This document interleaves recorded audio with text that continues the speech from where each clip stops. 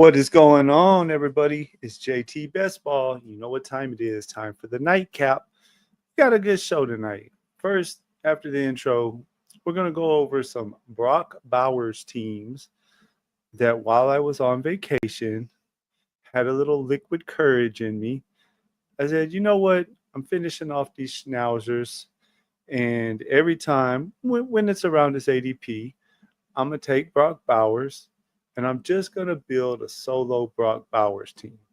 My thinking behind it was okay, like he had close to Travis Kelsey's best year last year. And as a rookie, we like the quarterback better. We like the offensive coordinator better. So, like, if he really has a legendary type season this year, then, like, we can eat the tight end points from 1 week when he's on his bye week, assuming that he's healthy for the rest of the weeks. And if he really has that legendary season, using that extra pick for an extra running back, quarterback, receiver, whatever, I don't know. I played around with it. I ended up doing 5 of them, 2 of them more so because of me. And one of the times I was trying to do 2 drafts at once. And again, had a little liquid courage in me. So messed up one time, accidentally took someone I didn't mean to. But 3 of the 5, I think, turned out pretty well. We're going to go over them. I'm going to show them to you guys, and then we'll get into some draft fun. Also have a fun show coming up Friday that we'll talk about. Let's hit the intro and get to it. I've got something to say, yeah. I work hard each and every day. I get lost in the words I say. I don't push pause, no, I push play. I won't stop till I make a change. I withdraw on the things I make. I turn flaws into flawless traits. I build tall, never capped in space. I won't stop till I hear him say. What is up, everybody? What's up, Hartman? Good to see you in here.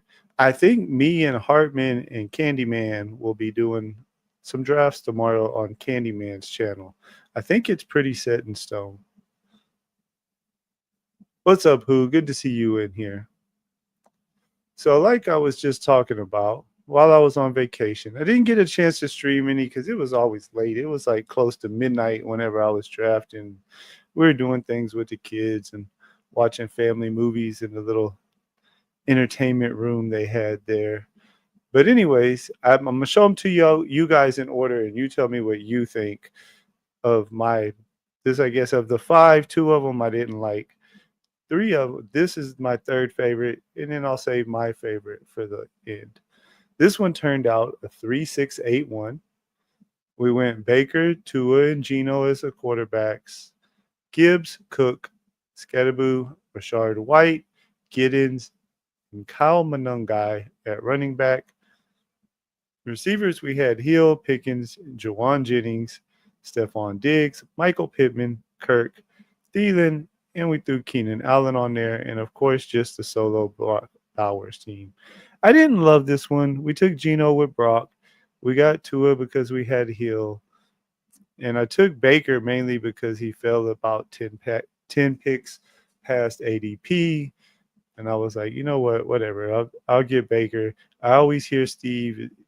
It sticks out in my head. Steve always talks about how he had a big board team that finished 4th, and it was with an unstacked Baker. So whatever, we did it. Got firepower at the running back between Gibbs and Cook, and then, some other guys for depth. Overall, I thought it turned out pretty well. Let me switch over to this one. I got them all 3 already pulled up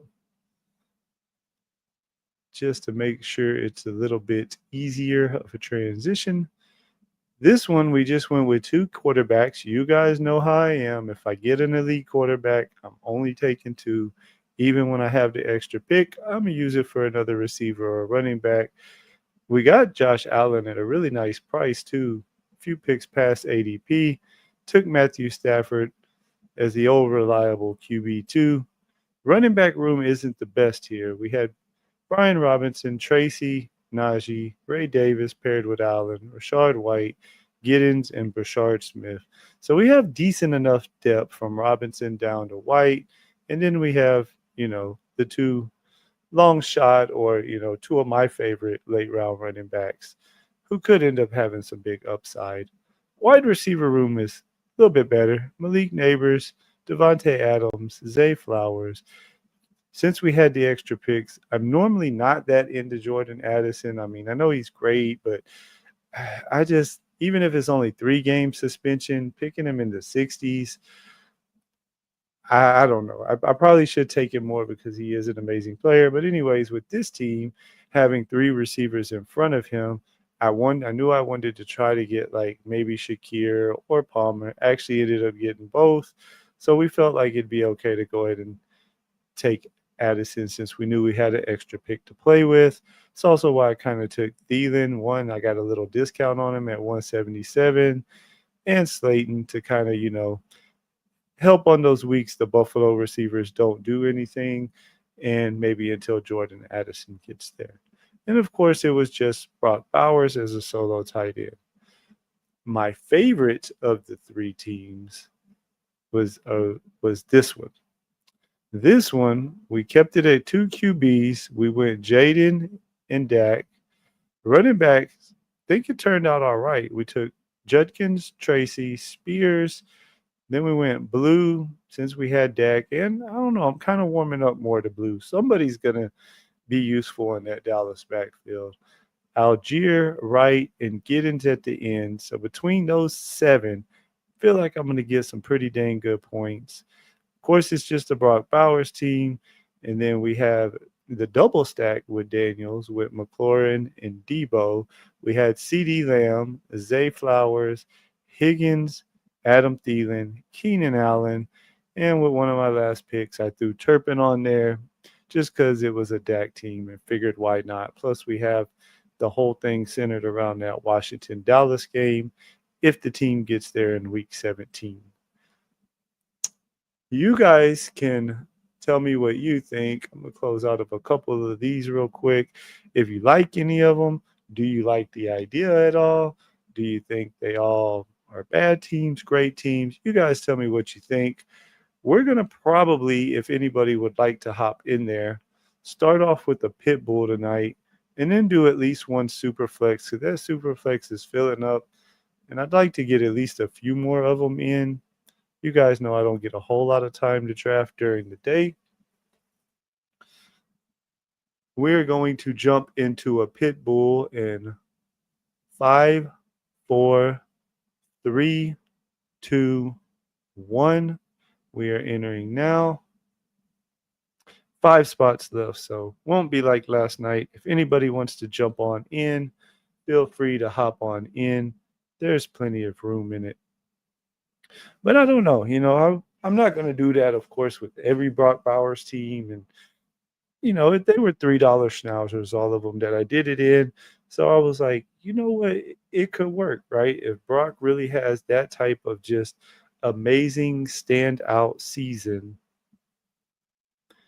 then it could definitely work. And I really like that last one with the Jaden and the Dak team. There was a lot of correlation. Of course, the whole thing is centered around that Week 17 game. So we will see what happens. Waiting on 3. If anybody else wants to hop on in it with us.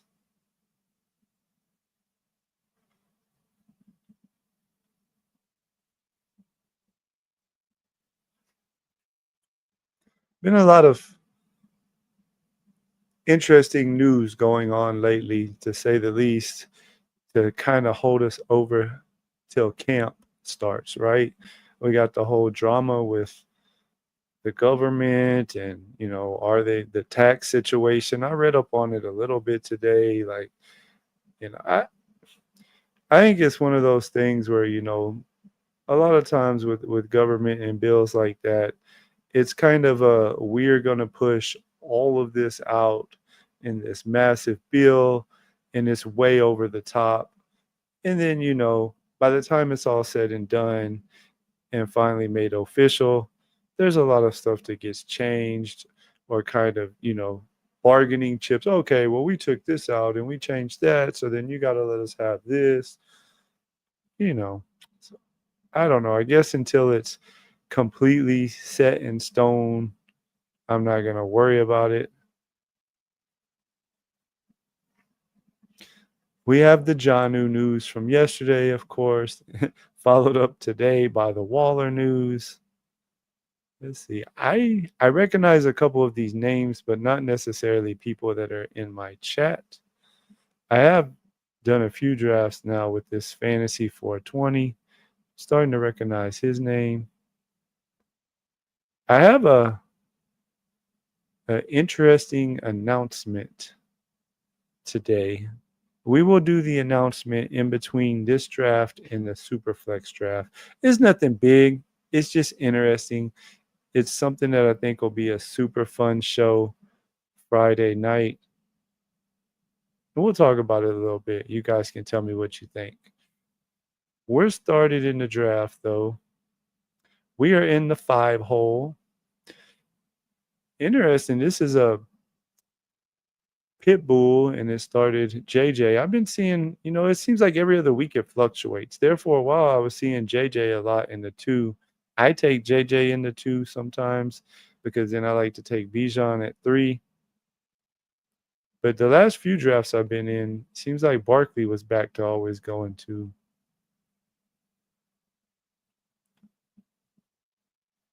We're going to start CD. See what comes back around to us. Interested to see where Achane goes. Who, if you're still hanging out in the chat, I know you seem to think he's going to move up and kind of stay near that 1-2 turn. I really hope he doesn't because I want more Achane, but I was talking about it last night. I just can't draft him over BTJ and London and some of the receivers that are right there. I really like him right there in that 16, 17 spot. Last night I saw him go in the first round in one of my drafts.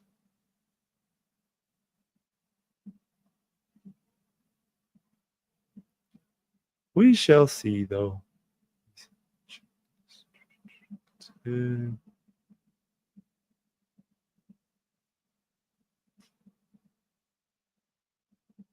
Yeah.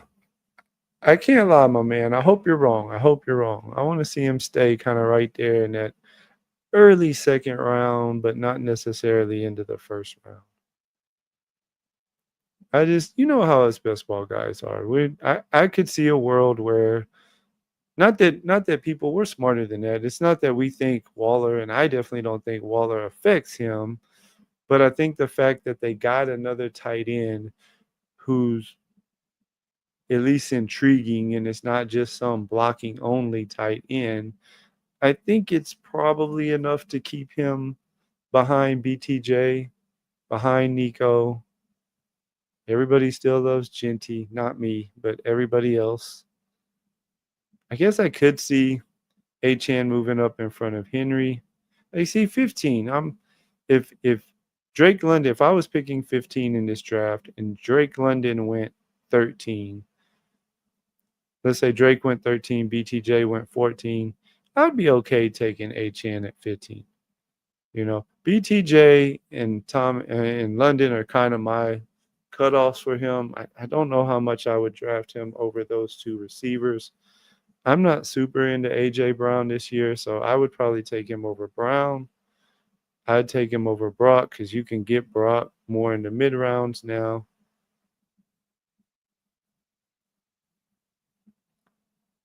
I keep telling you guys, I have to keep drafting Taylor, one, because he's an awesome football player.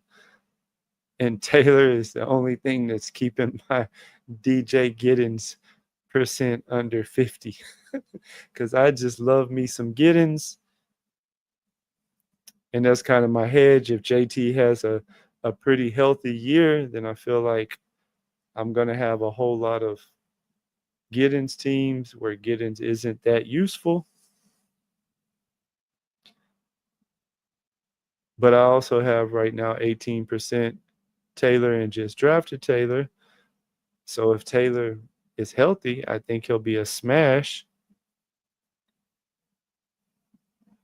and he'll kind of hopefully make up on the teams he's on for the teams that have a lot of get-ins. And I don't draft one of those in every single draft. So, we'll still have some that are in the works.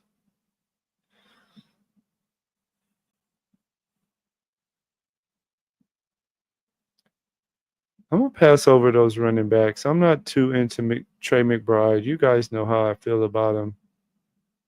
We're going to go Devontae. CeeDee Lamb, Devontae, and JT. Not a single thing wrong with that start in my eyes.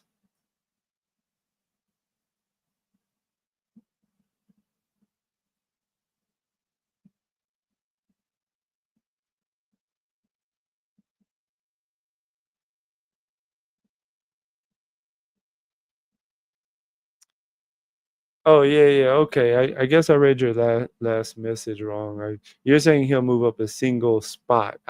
When you put single ADP for a second, I guess my brain took it as you were thinking he would go like to 9, which would be later first round. My bad. Yeah, it's no different. Anywhere 15, like basically after BTJ and London. Once those two are off the board, assuming Nico, assuming CMC and all those guys went in the first round. When I'm in the early second round, if Thomas and London are gone, Achane's probably the guy I'm clicking.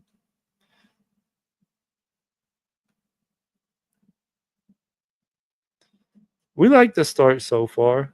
CeeDee Lamb, JT, Adams, nothing wrong with that.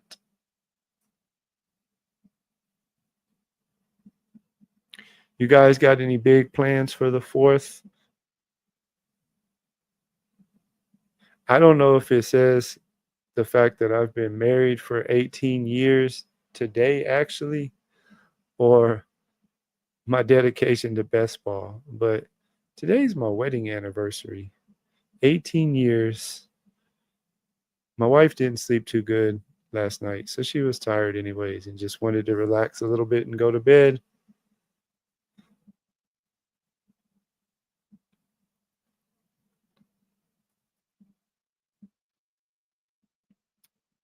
What do we want to do here?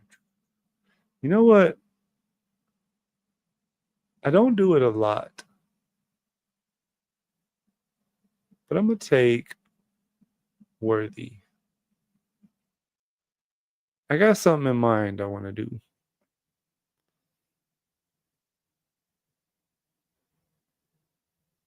We'll see if we can make it work. If not, we still like Worthy. What's up, Steve? Good to see you in here. Thanks, my man. I appreciate it. Love my wife. She's definitely the backbone of this family. Very, very smart, beautiful lady who makes this family tick. I just fix stuff and play with the kids and show up where I'm supposed to show up.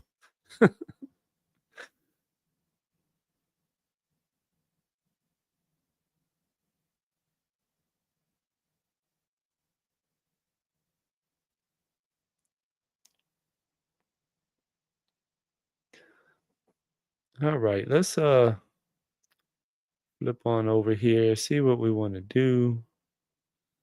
Some point we'll get us another running back, but they keep leaving me receivers that I like.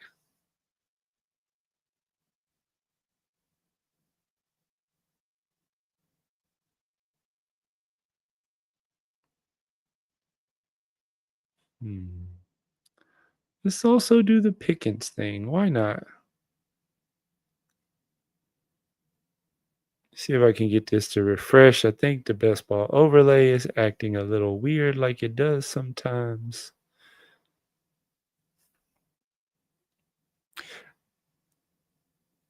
For those of y'all just joining, after this draft, we are probably going to do a super flex, Steve, if you would like to stick around and get your 101 spot in it that you're almost guaranteed.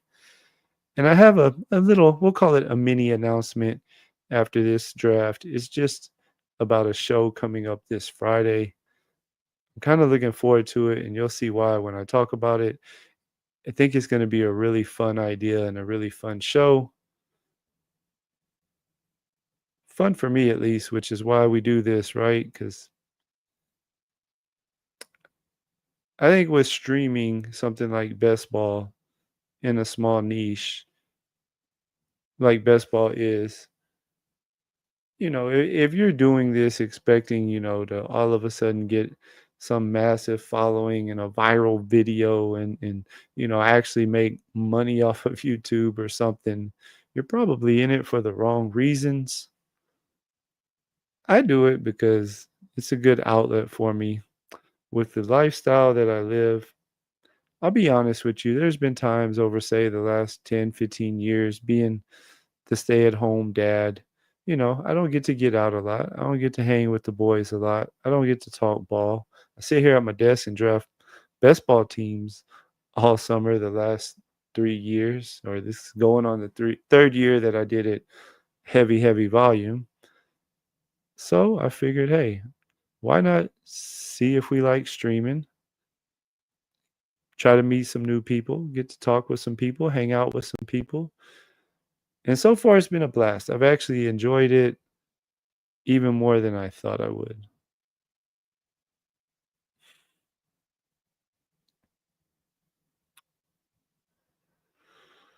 This draft keeps just throwing me receivers. We're already up to 4. I do have JT at running back. You know what? We got some Dallas stuff going on. So let's take Samuel. We got Lamb and we got Pickens.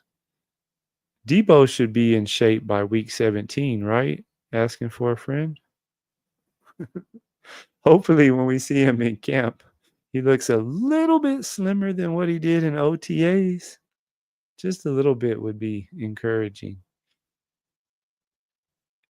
He seems like he's fallen a little bit. Seems like you used to have to take him more like right here at the end of the 5th, very early 6th. A little more easy for me to click here. Let's see, where are we at? 77 and then 92.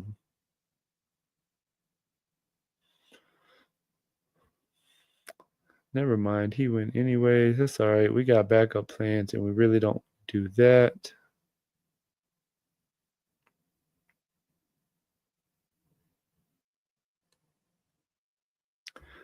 And again, I was really planning on going running back here.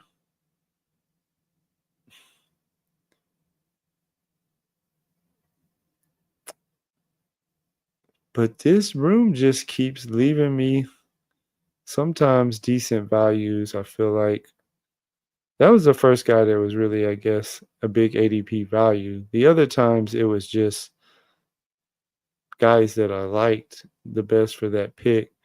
We can stop early at receivers.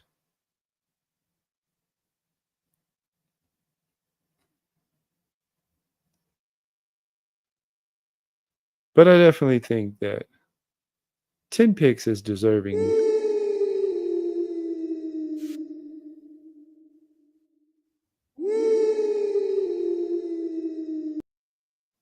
of my little value hound wolf. I can't do it myself and try to sound like Pete, so find me a little real wolf call.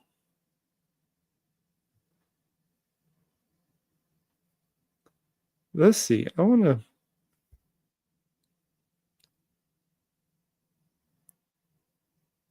I might even just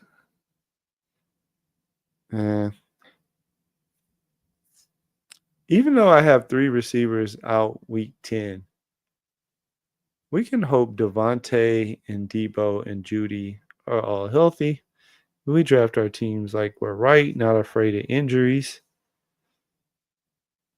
And if I need be, I think this is definitely a team I'd be okay just leaving at 6 receivers. I guess we'll see how the rest of it plays out. Maybe we end up going 2 wide receivers. 2 tight ends, and then we would feel good enough at running back that we could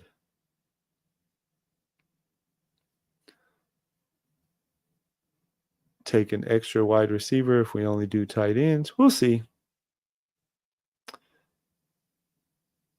Somebody I really would like here. Let me check. We can see if he'll come back. If not, we can do that. All right, he came to us, so we're going to take Pollard. Another little discount on ADP. Gives us an RB2 that's at least a starter for his team. I feel okay with him behind JT, considering we have a super, super strong receiver room. Lamb, Adams, Worthy, Pickens, Debo, Judy. Pretty nice, I think.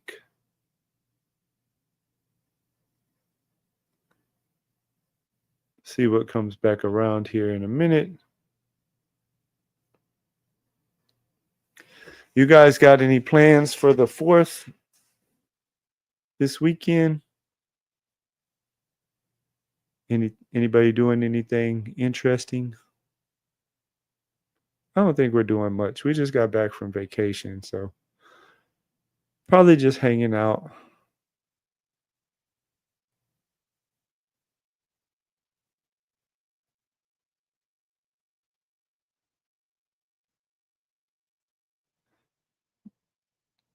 Gonna get a click I like here for sure. We're either gonna go Warren or take our first QB and grab Fields. Both are on the board. If we pass on Warren, there's other guys. We know we want to try to push Dak a little bit. So I think we're going to take Fields.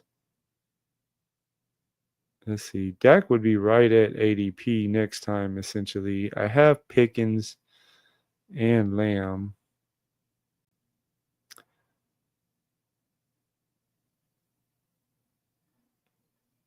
The one hole didn't get his Burrow thing, so he went with Purdy.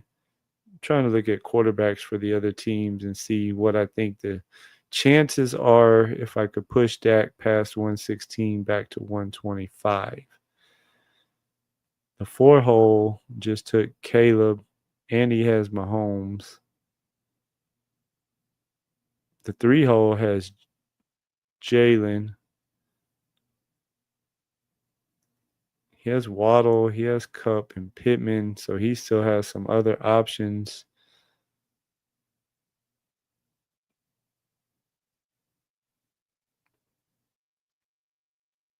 The 1 and the 2 hole, especially being, nothing against no Badgers. I was a no Badger here when we first moved over, and think I was drafting pretty good teams. But we don't know, right? We don't know if they know what they're doing or if they do not. Oh, nice. We did the firework thing, when the kids were a little younger. I don't know. The last couple of years, we haven't really been that into going and watching fireworks and stuff.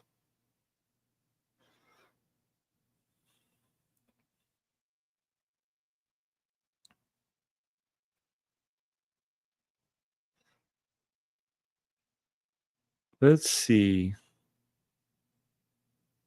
He's the top quarterback ADP wise too. Do we want to try to push him? Because we'll still probably with this team take a third of some sort, and the third will probably have to be an unstacked guy. Well, no, not really. We could go with Stafford. You know what? There's no guys that are just jumping out that I just super love. Yes, I like Scatterbo.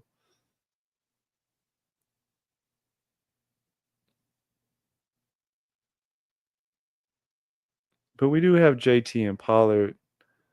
And I don't know. It's just I do like trying to push the QB sometime. If these two would have had badges and I would have felt a little more comfortable that they wouldn't just randomly take Dak without having Pickens or Lamb, then I probably would have tried to push him to 125. But like that Drake May pick right there could have very well been Dak. Let's see if he takes a quarterback too. If he takes a quarterback with one of these turn picks, then I'll feel even better about my decision.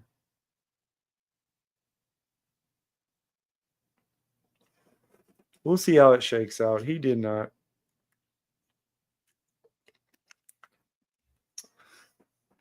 Still was probably the right choice to go ahead and lock it up. It wasn't like I drafted him early or anything. And now we would like to get back into that running back room a little bit.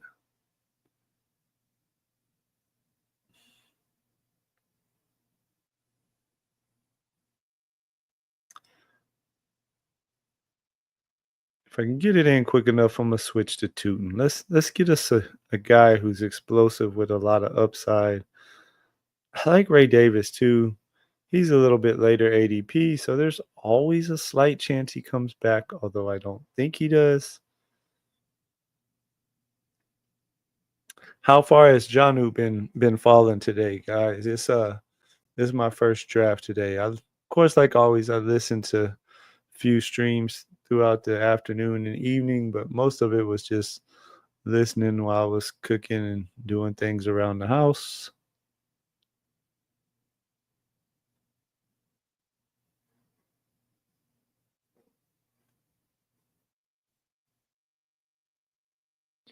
So I haven't really seen how much he's fallen.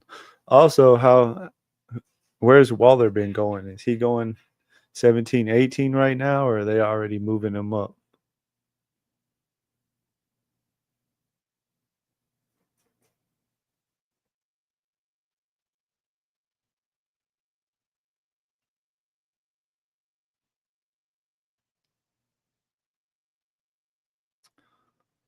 Let's see. We want to go with another running back here. So Ray might come back to us, but if he doesn't, we could also go Benson.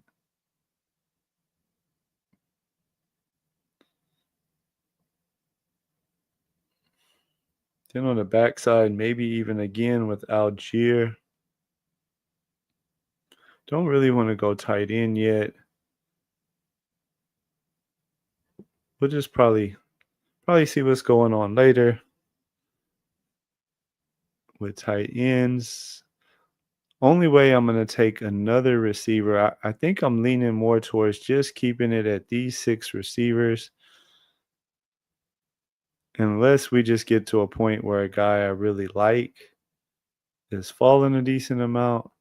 And that's why we took Tootin the first time, because Ray had a little bit later ADP, and we got him to slide back to us. Tootin would not have for sure. So we got Tootin, and we were still able to grab Ray Davis on a slight discount. I like this team. This little pit bull is turning out pretty nice. It's going to have some bite to it. It's going to have some bark and some bite, I think.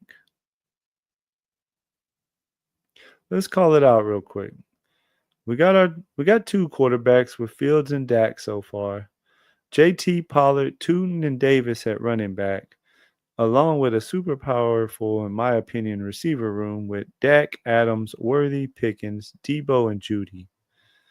We need some tight ends, but if we keep it at 6 receivers, there's no reason we can't have 3 tight ends on this team and 3 quarterbacks.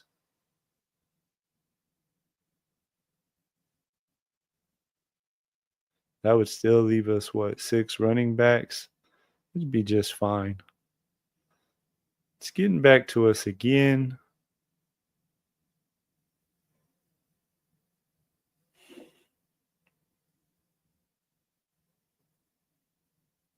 We could keep playing into that week 17 game since we have so much of it already. Let me see. Who does the Puka drafter? Because we kind of would like to get Stafford. He just went Love and McCarthy. 160 something.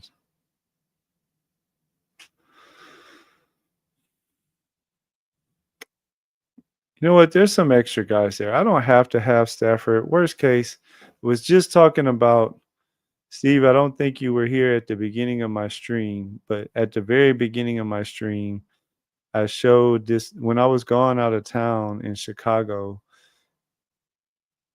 I was feeling, kind of good, doing a little drinking. And so I told myself, all right, this week I know I'm if I get to draft, it's looking like it's gonna be really late, probably not gonna stream. I want to fill these schnauzers up. So if I have a chance to get Bowers at ADP, then I'm gonna get Bowers and I'm gonna do some solo Bowers teams and see how they turned out.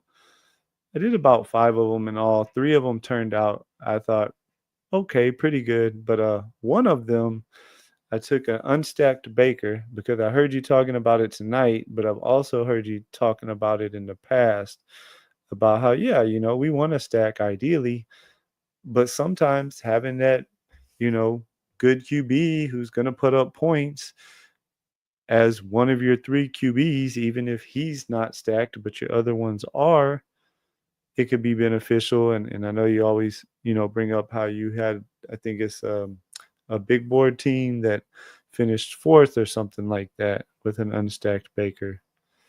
And one of those teams had an unstacked Baker. And I guess what really got me to saying it was because if this guy right now takes Stafford, then I'll probably end up going with like a Geno or something like that unstacked just to have a third quarterback. He took Bryce Young. Interesting. Oh, okay. He has Tet too. That makes sense still then. So we will take Stafford since we do have Adams. And we got him to come back to us. This, sometimes, guys, it just comes to you, right? It's happened twice tonight. I was debating overtaking Ray Davis a little early because I like Ray Davis or Tootin at ADP. We went with Tootin because there's always more of a chance Davis comes back. Did the same thing right here. I took Eckler a little ahead of ADP just because I'm really playing into that. Now we got Eckler, Debo with the Dallas receivers, with Dak for the big Week 17 stuff. And we were debating, though, between Eckler and Matthew Stafford because I thought the Puka drafter could possibly take him. He only had 2 quarterbacks. But we got him to come all the way back to us.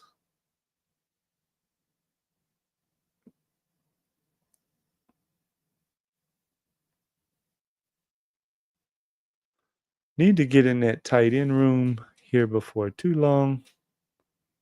Let's see, what are we? 173's coming up and 188.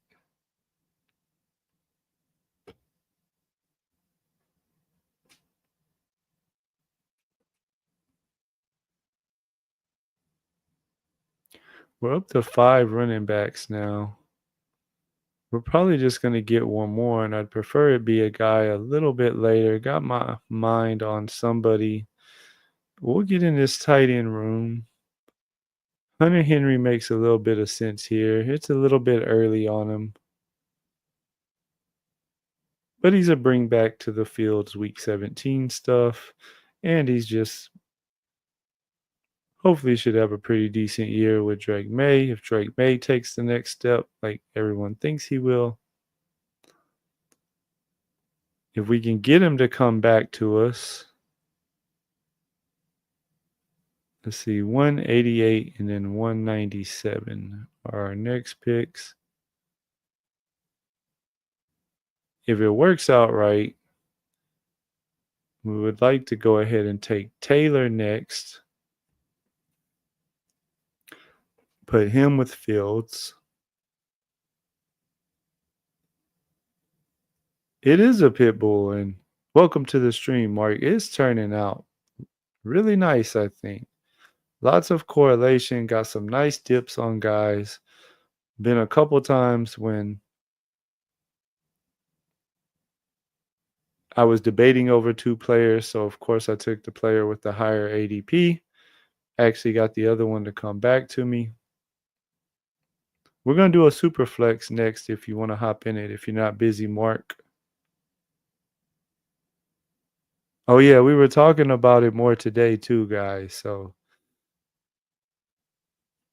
at the end of July, y'all know my buddy Mark's always in the chat. We converted him to a full-time best ball bro this year. We had him drafting in May. Normally he doesn't start till like July. We're going to do it one better. He's coming out to my house for a weekend around the end of July when my girls take the girls trip. We're going to get him on stream one night. I'm going to get a few drinks in him, get him feeling loose. And we're going to get Mr. Mark on stream with us.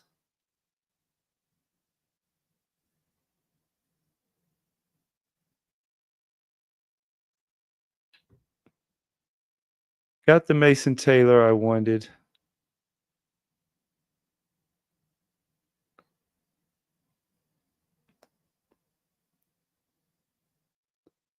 We'll see what comes back to us. We need one more running back. I think we're going to cap this with a 3-6-6-3. I'm not worried about the 3 wide receivers that are on a week 10 bye because overall I have 6 receivers that I feel really good about. I feel like most weeks I can get for sure 3 good scores out of that bunch, possibly a 4th for the flex. We got JT, Pollard, Tootin, Davis, and Eckler. No reason we shouldn't be able to get 2 good scores there. Sometimes a flex. I think we're going to go ahead and take the last running back here. I've been really into clicking Smith lately. I mean, is there a world, who Hames, if you're around, you talk to me on this. Is there a world where like he just ends up being the running back this year? Like I'm not really too worried about Mitchell. Hunt, I think is just done. I mean, they'll still maybe early in the year trot him out there, but to me, he didn't look like he had much left last year. It all comes down, I guess, to Pacheco. You know, if Pacheco is more like the old Pacheco pre-injury, then I don't know, you know, other than maybe some passing down work, how much Smith is actually on the field. I would be real interested to know who Hames, as the Kansas City fan in our little evening time best ball community. What are your percentages on Smith, if you don't mind? I'm curious.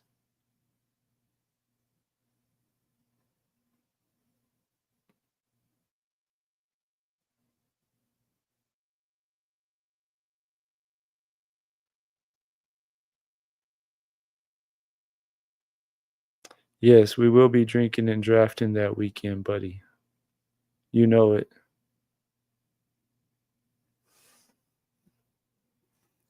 You're saying Pacheco you think will be fine? You're not worried about the Pollard injury?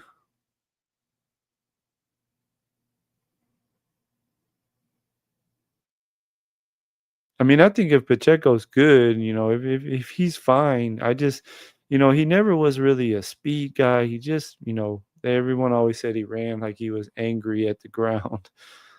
But I guess I just worry that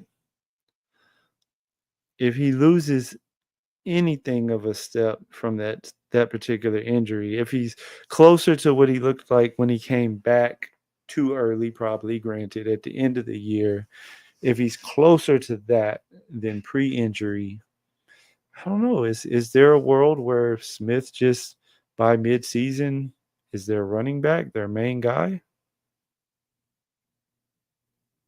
I kind of been getting into him in the late rounds because you can get him in the 17th right now sometimes still, and I feel like there's enough of a chance that that could happen, or at worst case, he'd be still a usable back. And with this team, it made sense. I always try to team correlate, and we knew we had Worthy.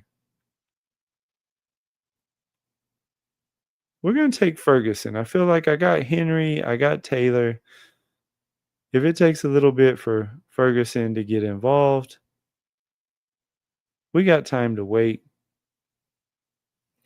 I don't know. You guys tell me what you think, though. I really like the way this team turned out. Justin Fields, Dak Prescott, Matthew Stafford, JT, Pollard, Tootin, Davis, Eckler, Smith is the running back room. CeeDee Lamb, Devontae Adams, Xavier Worthy, Pickens, Debo, and Judy at receiver.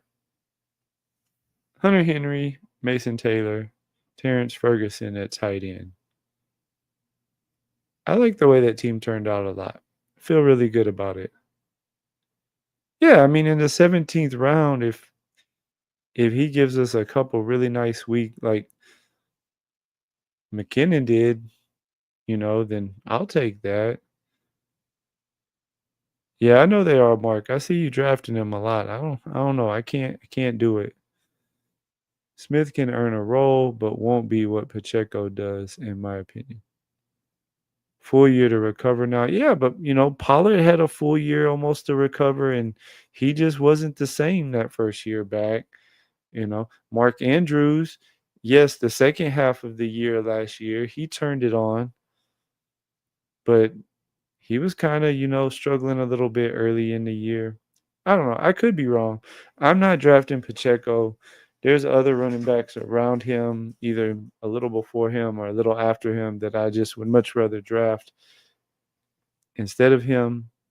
And I don't want to draft Hunt. So I've been kind of starting to take some of the other running backs that I like in the later rounds are also starting to move up a little more.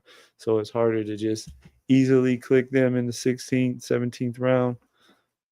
So I've been taking him. Pollard injured in late in the season and came back week 1. Pacheco was hurt week 3. Yeah, that's a point. But Mark Andrews was hurt fairly early in the year, I feel like, the year that he got hurt. Maybe not quite as early as Pacheco. I don't know. I could be wrong, man. You know more than me. That's your team. I'm not trying to argue with you. I hope Pacheco's not a smash because I'm not drafting him. Anyways, let's go. Let's hop in a Superflex lobby for anyone that wants to hop in it. And then I'll tell y'all about my Fun Friday show while we wait for it to fill up. We are going to do the Puppy Superflex. They give us a 20-second clock in 5, 4, 3, 2, 1. Entering now. Hopefully you guys can get in. Still 10 spots, so plenty of room. Hop on in. Let's fill this bad boy up and have fun. I am not a doctor either. Do not claim to be. Y'all know I talk about it all the time. That's part of the fun in this is we get to debate it all year or all summer. Everyone has their takes. We can all agree to disagree. Sometimes we agree. Sometimes we don't. As long as we do it all in good fun, be respectful. Everybody can have fun with it. Doctor Who. All right, so Friday, guys. I'm going to bring somebody on. This guy is a good friend of mine. I've known him probably, 15 years or something like that now. And he is what you would classify as your classic, regular, casual fantasy football guy. He plays in the league that I've ran for probably about as long as I've known him, about 15 years. He plays in that league.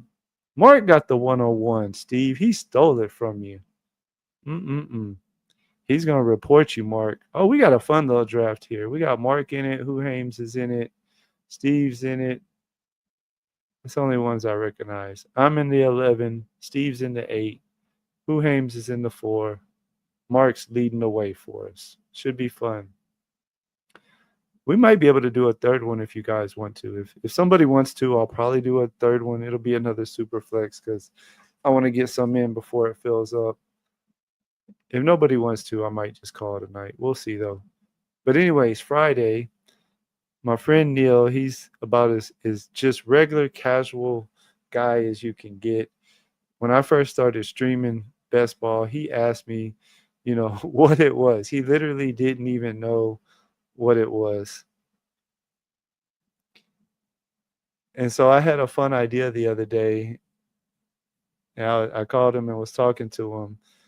And he's going to come on the stream Friday. And the whole theme of the show is like, let's see how somebody who he knows football, he watches a lot of football. He's a big Packers fan. He does pretty well in regular, managed fantasy football, 12-man league. So he knows what he's talking about. It's not like he doesn't know any players. He is completely unknown as far as like correlations and stackings and just how best ball works. So I thought it would be really fun since I know him. I'm gonna bring him on Friday night. We'll probably spend a good 20 minutes and I'll let him ask me some questions about best ball or whatnot. Let me make this pick and then we'll get back to it.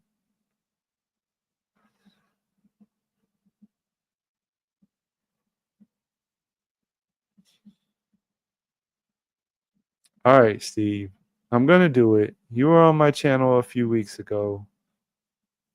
No, I just can't do it. Sorry. I almost took Pat Mahomes, but I just can't take Mahomes over Gibbs. I just can't do it. I want to do it, but I just can't. Let's see what this guy does. If he takes CMC, oh, nope, he didn't. He took Lamb. I know you guys are going to eat me up at quarterbacks, but we're going to do it anyways. We're going to stick to what we like to do. It's probably wrong, but I'm going to take Gibbs, CMC, see if you guys will be nice and let me get a third starting quarterback at pick 59. I know I can get two at least right there. Maybe I get lucky. We'll see. But anyways, I'm going to bring Neil on Friday. We're going to spend a little time talking and I'll ask him some questions just, as far as what is his knowledge of best ball and how it works and stuff like that. And then unlike when I normally when you draft with somebody, if me and who or me and Steve was on here, we would be kind of putting our heads together, Yeah, you do tend to lean a little more towards what your guest wants, but you guys kind of pick the team together. But I don't know if we're going to do two or one, but at least for the first one, I'm just going to completely let him run it.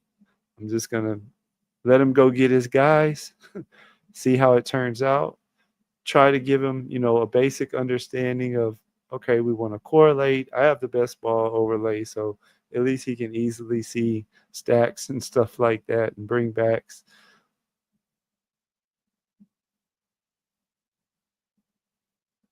We'll see, though. I think it'll be a lot of fun.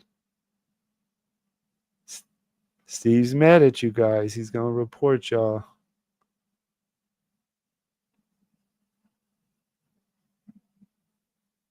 Yeah, sometimes I will.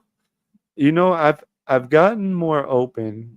I will say since me and Steve drafted together, I've gotten a lot more open to just taking one of them. Like honestly, if the 12 hole just now would have taken CMC, I was going to go Baker over McCaffrey because I didn't want to take CMC. I mean, I didn't want to take Lamb over the quarterback. But whatever. If you're going to give me Barkley and Gibbs, I'll take them. See if we can make it work. The 2 hole is being nice to me. He only took one quarterback. The 3 hole is being nice to me. He only took one quarterback.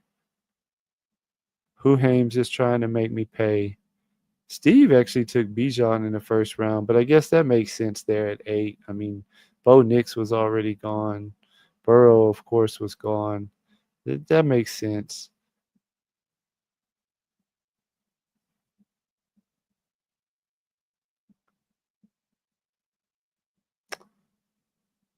But I've gotten more open to drafting quarterbacks a little more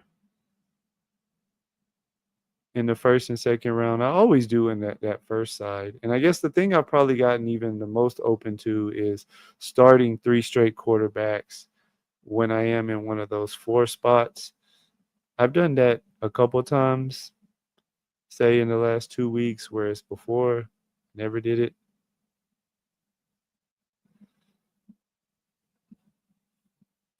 I think we want to go with both of them play them. Let's go with Trevor Lawrence.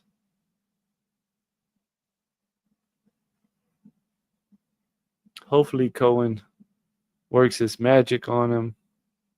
We might get Jordan Love back. If not, we'll take Penix.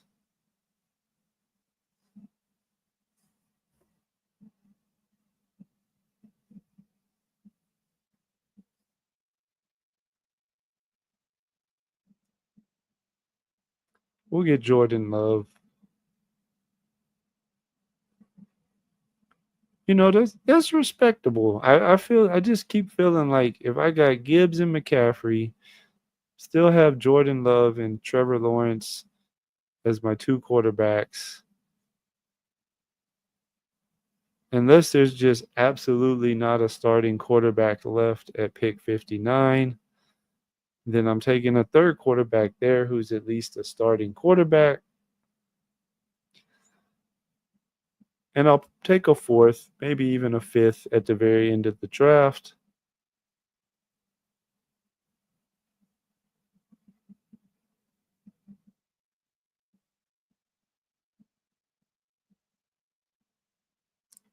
It's probably not right, but that's what I like to do.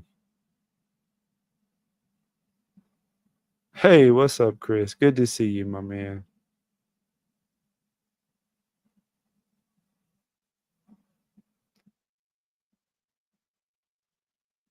I mean, these are 3 of my favorite Superflex QBs. Drake May, Fields, and Daniels. That's what I've been more open to do. Like, up until a couple weeks ago, I would take like Jaden and one other quarterback here. And a lot of times it is receivers. So I'd grab like Puka or Nico. But I have in the last couple weeks, whenever I started here, unless a running back that I really liked falls, or I think like one time I was right in here and I didn't get Jaden, but I got Hurts. And then I took another quarterback here, and then Achane was there, so I took Achane instead of a 3rd quarterback.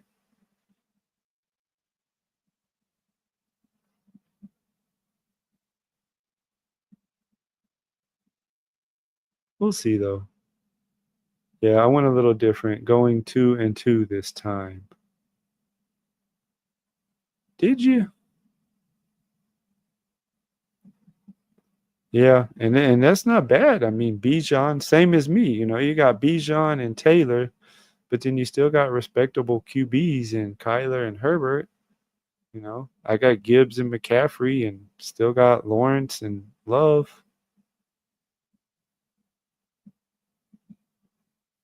Did you guys leave me anything? Oh, yeah. See, we could still get a starting quarterback maybe here.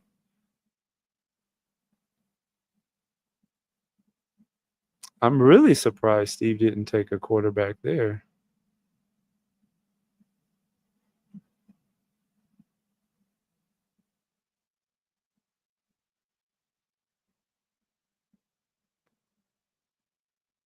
I guess because Love has a week 5 bye.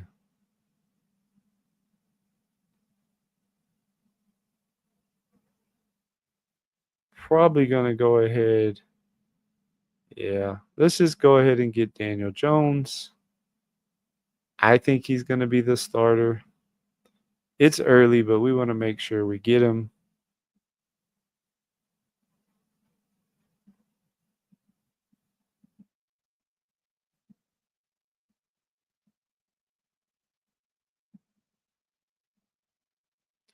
I feel like we can probably catch back up a little bit later if need be.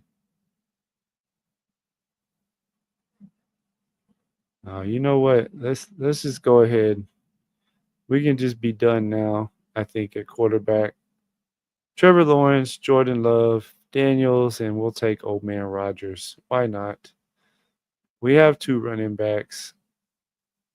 Just make sure that we have enough quarterback firepower that's starting to where hopefully each week we can have a decent score and a flex score, a super flex score.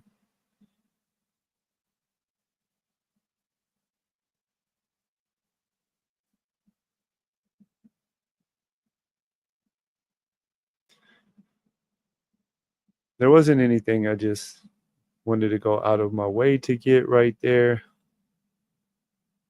So we figured why not.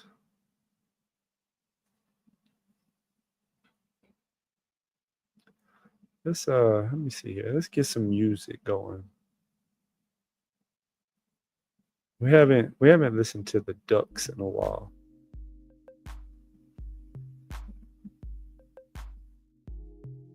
Let's feed the Ducks a little bit.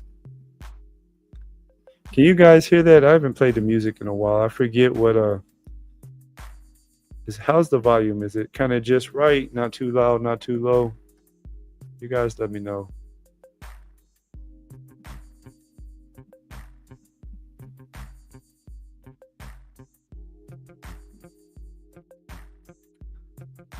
A little low, but it's good. We can crank it up just a little bit. Maybe like right in there. Oh, by the way, I'm still doing the thing. It's gonna just kind of be what I do now. Put the message down there at the bottom. Whenever my streams aren't live anymore, if you guys are watching this later when it's not live, throw a comment in there. If you want to hear my opinions, my takes on a certain player, or even if you're watching now, as soon as it ends, just hop back in there, throw a player in the comment section. One, it really helps us out whenever we get comments in our streams once they're not live. Also, more importantly, it's easy for me to go back and see the player that you listed, and I'll pull them up like I did for Lad McConkey yesterday. I'll do a little research, come up with some stats to show you, and then I will tell you my take, whether I'm in, whether I'm out. We'll put our percentages on there.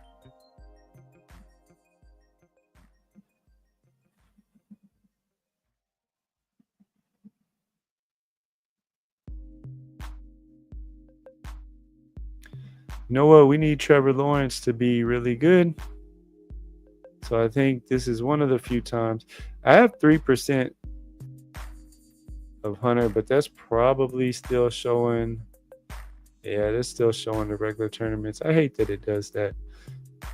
I feel like I've taken Hunter more in Superflex than anything else just because I've had a whole lot of drafts at the back end here. And I do tend to do like I just did.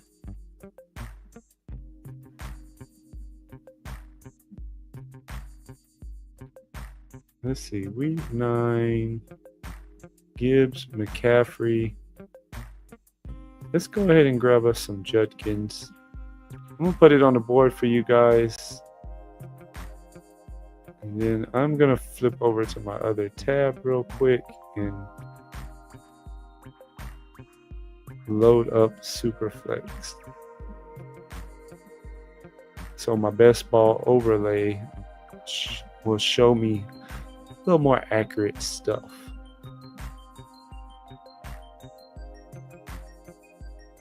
But anyways, you guys throw a comment in there. I'll talk about the player, show you my percentages in one of the weeks coming up. I still owe you guys the challenge draft too. I'm just waiting. Some of the challenges are interesting, and I'm going to try my best to accomplish the mission in the challenge. So I really am just waiting for them to open up like whatever's next that's, reasonable price, Schnauzer or Puppy or something like that. I don't necessarily want to do it in a pit bull, and most of the things were stuff that would be better to do in a regular style draft versus like a super flex or anything like that, or an eliminator. So as soon as they drop a new tournament on us, hopefully it'll be pretty soon.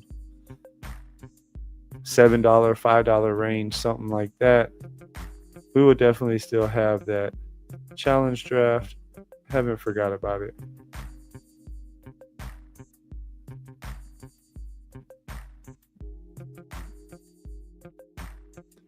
But yeah, I know what I wanted to look at. I got my stuff loaded now. Wanted to see how much.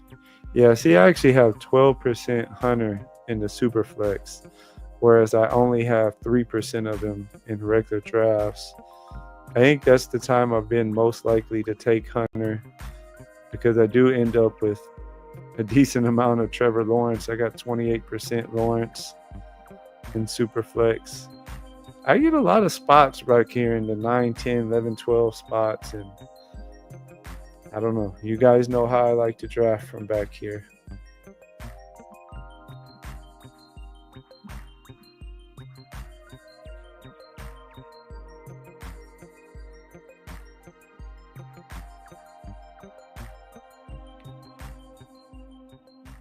If you guys aren't doing anything Friday night, though, tune in. It's going to be fun. The little regular fantasy football guy jumps into a best ball draft. Just kind of knowing my friend Neil and his personality, it should be a lot of fun. Let's see. We got old man Rodgers, so we could go Jaylen Warren here.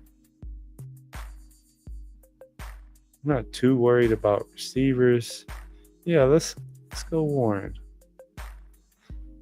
It gives us a nice little running back room so far. Gibbs, CMC, Judkins, and Warren. Hopefully Warren's catching some passes from old man Rodgers. Hunter's stacked up with Lawrence.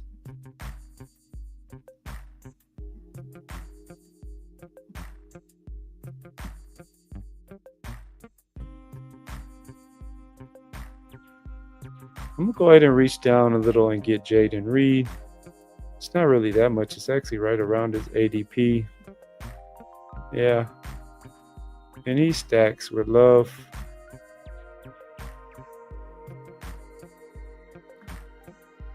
We do like team correlation. This is still a tournament that if we can beat you knuckleheads and get out of the pod, we're still going to have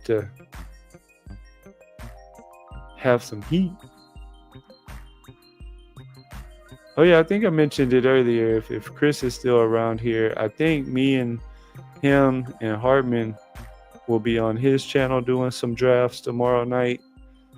You guys know where he is. Y'all know about the Fantasy Garage.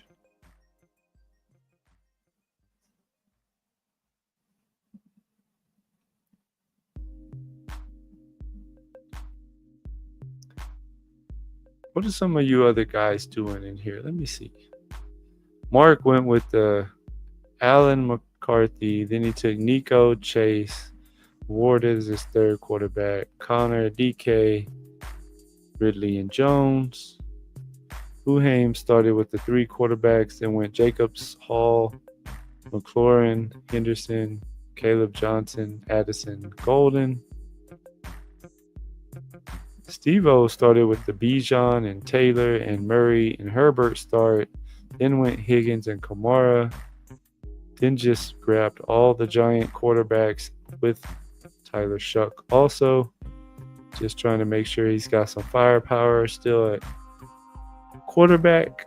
Who's his receivers? He just has Higgins so far, Bijan, Taylor, Kamara, and Scat. I like it. I, of course, have the 4: Lawrence, Love, Jones, and Rodgers. Then we got Gibbs, McCaffrey, Judkins, and Warren, with Hunter and Reed so far at receiver.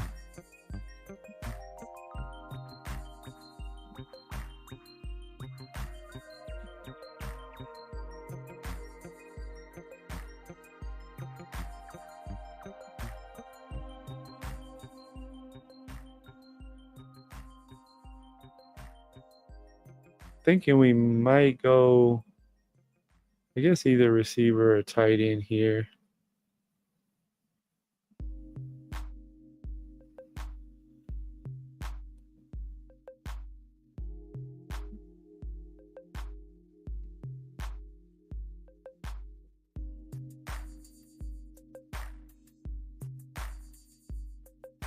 And then the receiver and the tight end that I was hoping to get both went.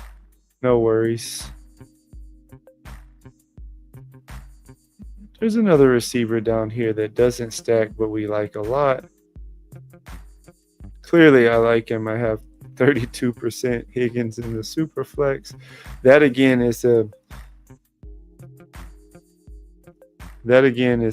high too, probably because kind of like with Lawrence, I do get a lot of drafts in the back end. Let's take Kraft. We need a tight end still. He stacks with our boy. I get a lot of drafts in these back ends, and so I end up with a whole lot of Trevor Lawrence and CJ Stroud, because when I'm on this back end, I do obviously like to start with the two position players.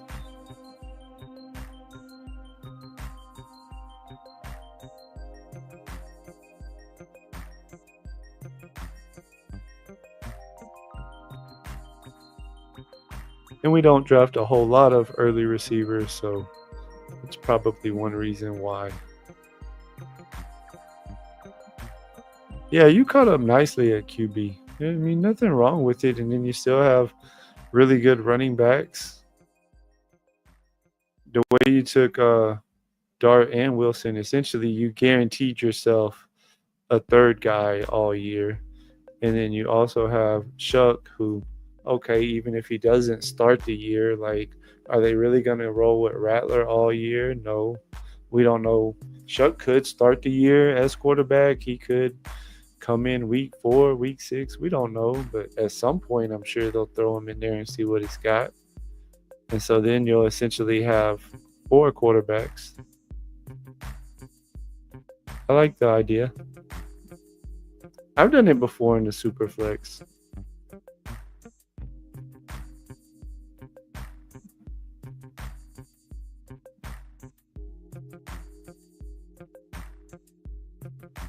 What's up, this man? It's good to see you dropping in, my man.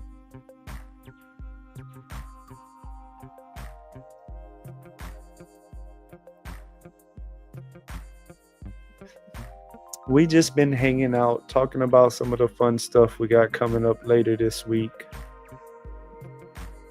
Drafting some teams. Drafted a really nice Pitbull team before this. This is a super flex.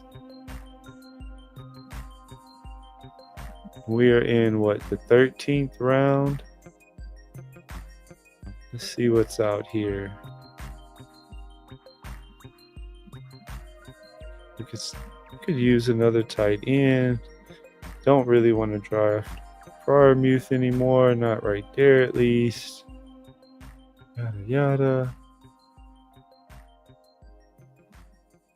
Whatever. So this is one of my favorite things to do. I'm gonna reach down for him a little bit,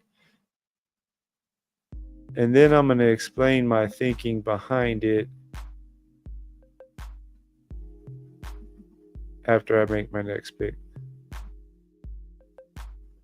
which I think we'll go ahead and grab another running back.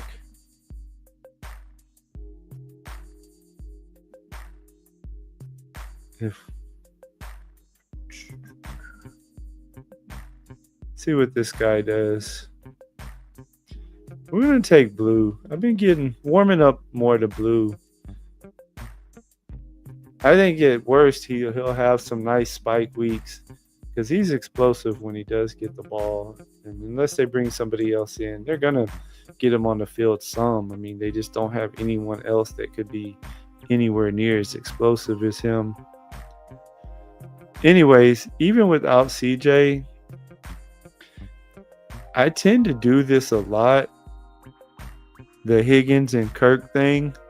And my thinking behind it is I really feel like knowing the team. You know, we all know our teams the best. I'm clearly a Texan fan. I got my signed CJ jersey hanging on my wall. Y'all can't see the rest of the room, but this is my little office. This is my man cave. I got Texan stuff all over this room. But knowing my team like I do, I really think they want to throw a lot more this year. They moved on from Bobby Slowick. Look at what they did, right? I always talk about we got to really listen to what teams are trying to tell us by what they do. not necessarily what they say. And they went out and they brought in Kirk first, but then they turned around and used their first 2 draft picks on wide receivers. Kind of tells me they want to throw the ball a lot more. CJ's already talked about how he's excited because the new OC, has already told him he's going to just basically put blind trust in him. CJ's going to have a lot more freedom at the line of scrimmage to, kind of change things, checking in and out of stuff. Slowick apparently was real. No, it's going to be this way. Apparently, only kind of leeway CJ had a lot of times was to check. If it's a run, he could check whether it's right or left, not really completely change up the play. And so part of my thinking is I don't do it, of course, if I already have Nico or something, take both of those guys. But I feel like every week or almost every week, most weeks, let's say that, the Texans are going to have 2 receivers who give you a usable score.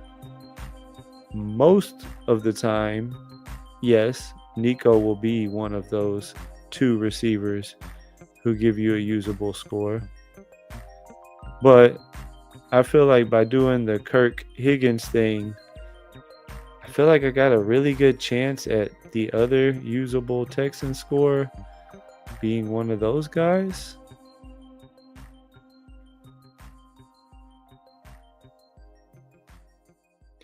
I don't really know what we want to do here. How many running backs do we have? All right, whatever. Y'all know I love drafting Milroe in Superflex. I didn't like anything better there. He gives me some really late season upside, or if I'm right about Sam Darnold, possibly upside starting week 9. So especially in Superflex, I will continue to do that a lot.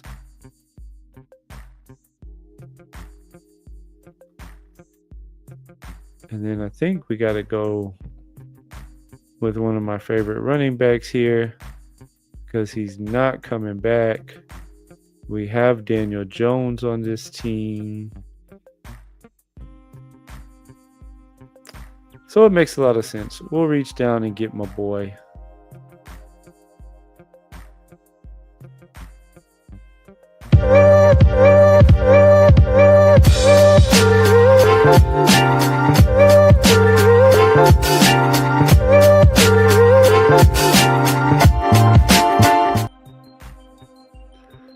It's got to be my favorite My Guy clip that I've made so far, if nothing else, because that first little slow-mo juke where he just puts Sanders literally on his ass with the juke is the best.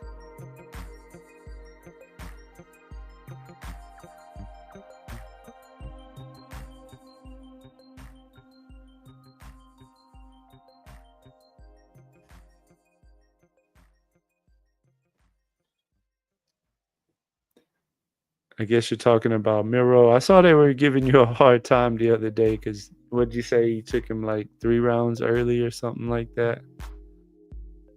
This wasn't bad. I mean, it was pretty much right at his ADP. I think he's 180 right now or something like that.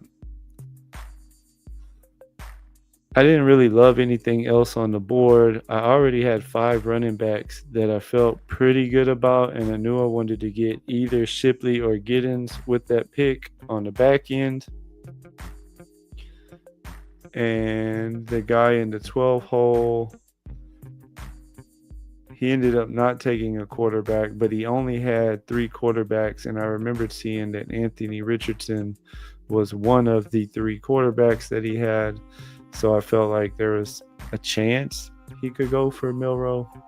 So we went ahead and grabbed him there and figured we'd just get whoever came back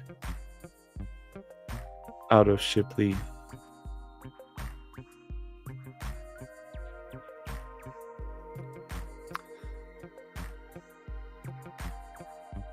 Have 4 picks left. We're done at quarterback.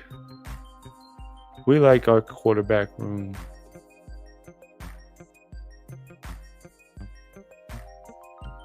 even though Pierce stacks, I don't know. I just feel like Pierce isn't the best fit with Daniel Jones. I'd much rather.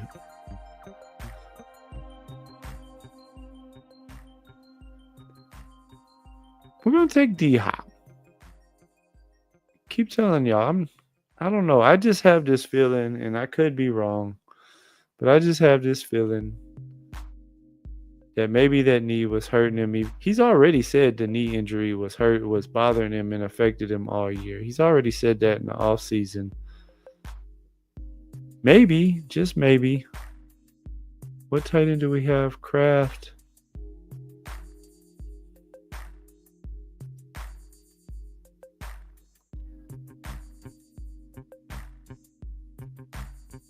Let's go with Johnson.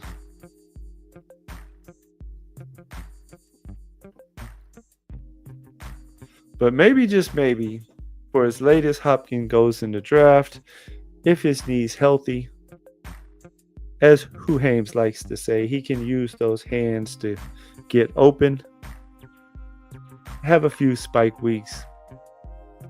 He's late enough in the draft that I'm willing to take that chance on some teams. This is a super flex, and I already had Hunter, Reed, Higgins, and Kirk. So it's really like I look at it like I only had 3 wide receivers, actually, because we have essentially, I don't think unless Nico's out for a lot, I don't think there'll be many weeks where Jaden and Kirk are both giving you really usable scores when Nico was in there. But like we talked about, I think I'll get a good score out of one of the two. Then we have Reed, we have Hunter. So if I'm right about D-Hop, he'll be a nice little receiver to have on this team. Honestly, Mark just took Keenan Allen. Part of why I've been warming up more to D-Hop, because if I didn't find some other guys that I liked right here in these, we'll call it, pick 200 to late 17th to late 18th, late 17th to late 18th round, my Keenan Allen percentage was starting to get a little worrisome, considering he is not actively on a football team. I think he will be on a football team before it's all said and done.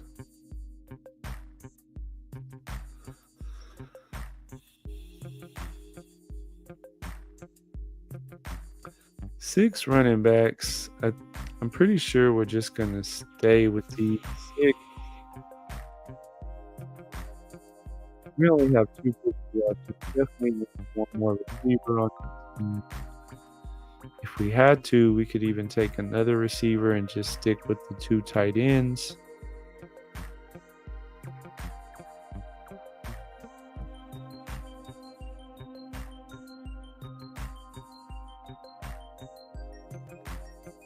I think this is a team where I maybe could use a little bit of, oh, you know what? Whatever. I'm gonna do it this way. We're gonna stick with 2 tight ends.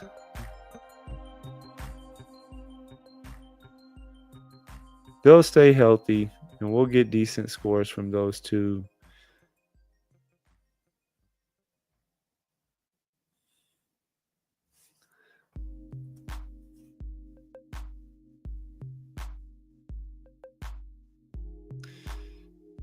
I can't give up on Wicks. I want to start taking Savion Williams more on Love's team, but I really like Wicks. I know he let us all down last year, but it's my last pick in the draft. And I just feel like, at least, I don't know. We don't know if Savion Williams is going to even be decent in the NFL. I probably should start taking more of him since I already have a decent amount of Wicks.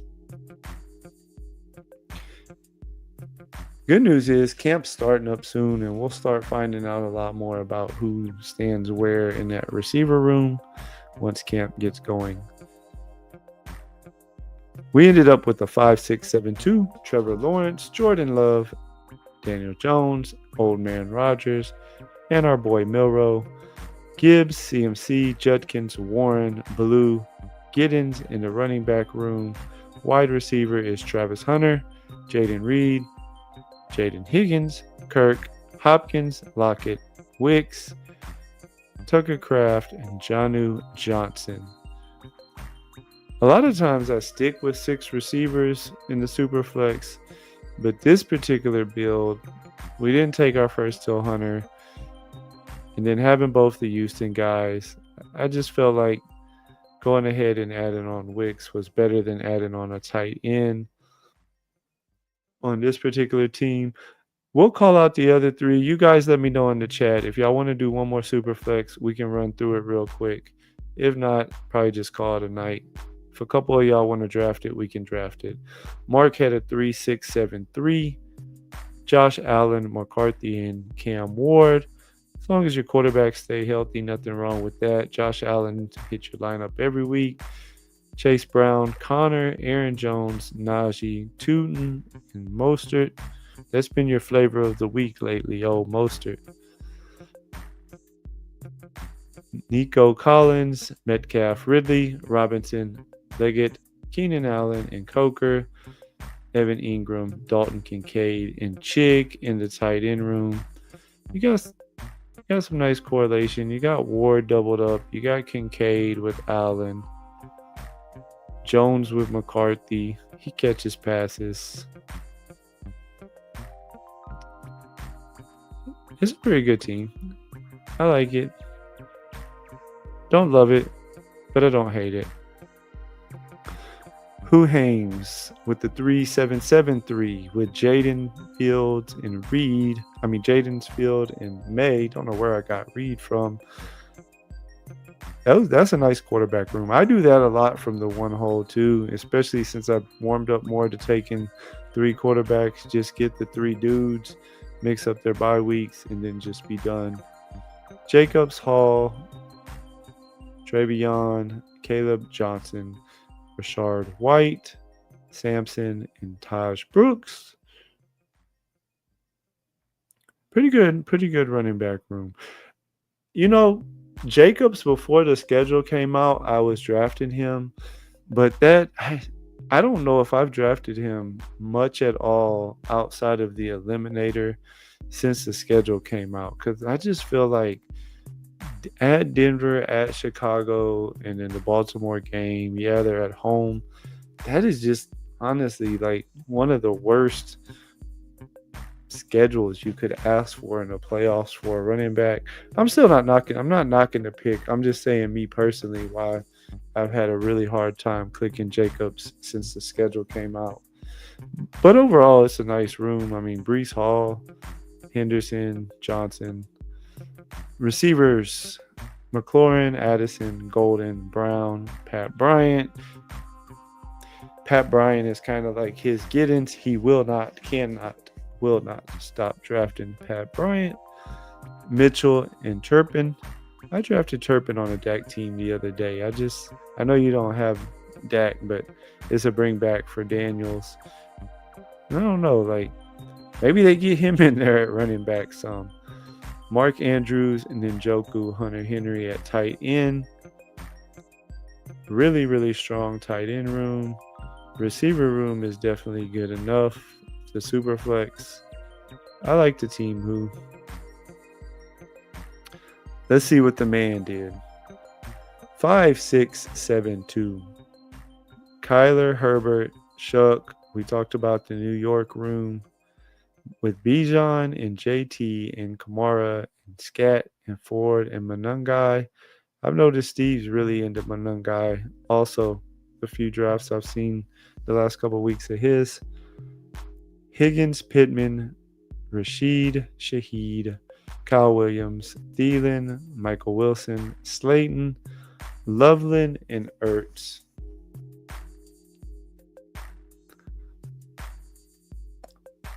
I like the team overall. Let's see. You got the New York quarterback. So like we talked about, it's essentially 3, maybe a 4th if Shuck plays a decent amount.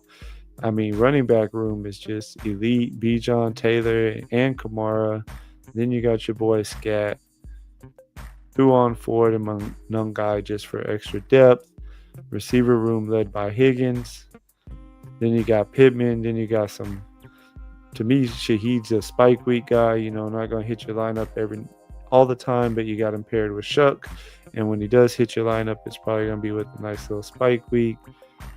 Then the 3 eliminator ass picks at the end, helping piece it together. Tight end room is the only thing that's, to me, a little iffy. If Colston Loveland's shoulder or whatever is a little messed up and he doesn't start the year for some reason, then you're down to one tight end who's old. But even though Ertz is old, he was really good last year. If Loveland's playing right away, then the tight end room's plenty good enough. It's Turpin time. I got to drive soon. I'm out. I shouldn't do another, but I will. That's all it takes is one.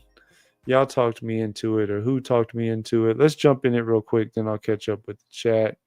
Steve, if you're still around, might as well hop on in it with us too. But if not, it's okay. 5, 4, 3, 2, 1. Hopping into Superflex now. 5 spots, so you guys should be able to get in if you want in. So talk to me, who, about Turpin? Like, do you really think that there's a chance that he could end up playing a lot of running back? Or do you think, just maybe has a usable week here or there as a receiver / 3 or 4 handoffs? I don't know. I wasn't really taking him at all, but I'd say in the last week and a half, I've took him a couple times, I think, on DAC teams.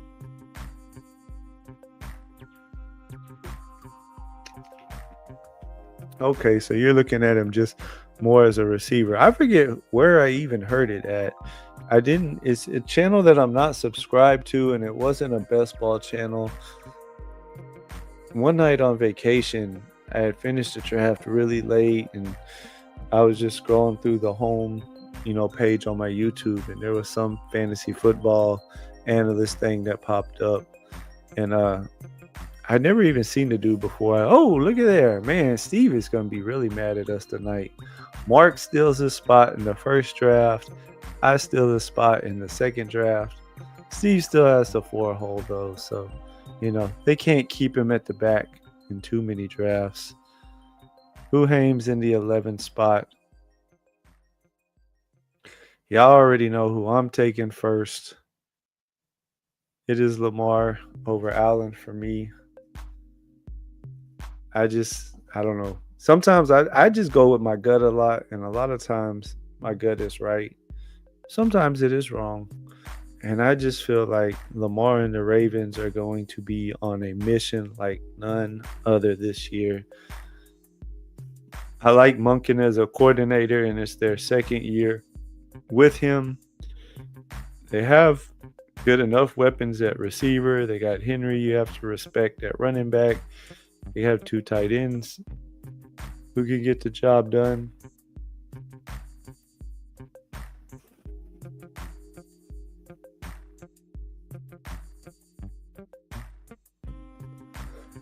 And I want as much Lamar as I can. That's part of why, I don't know if y'all noticed for those of you that were around at the beginning. So I took the music from the little Ravens intro thing I had made a couple weeks ago, and I actually redid my main intro, made it a little shorter. It was like 32 seconds long. Sometimes, some nights I kind of felt like it was a little too long, so I got it cut down to about 26 seconds, and I put that music from the Ravens thing with my original kind of NFL over the years intro. I think I like that a lot better, and then I'm going to take certain parts from that old Ravens one that I made and turn it into a Lamar Jackson, my guy, cut up. Just didn't have the time to do it today. I got the intros redone today. My girlies keep me pretty busy though in the summer. And as much as I would like to sit and draft best ball all day and make more little things for my streams, at the end of the day, that's still my number one job, is being there for them. They're only going to be kids once, so I try to give them fun summers, do stuff with them.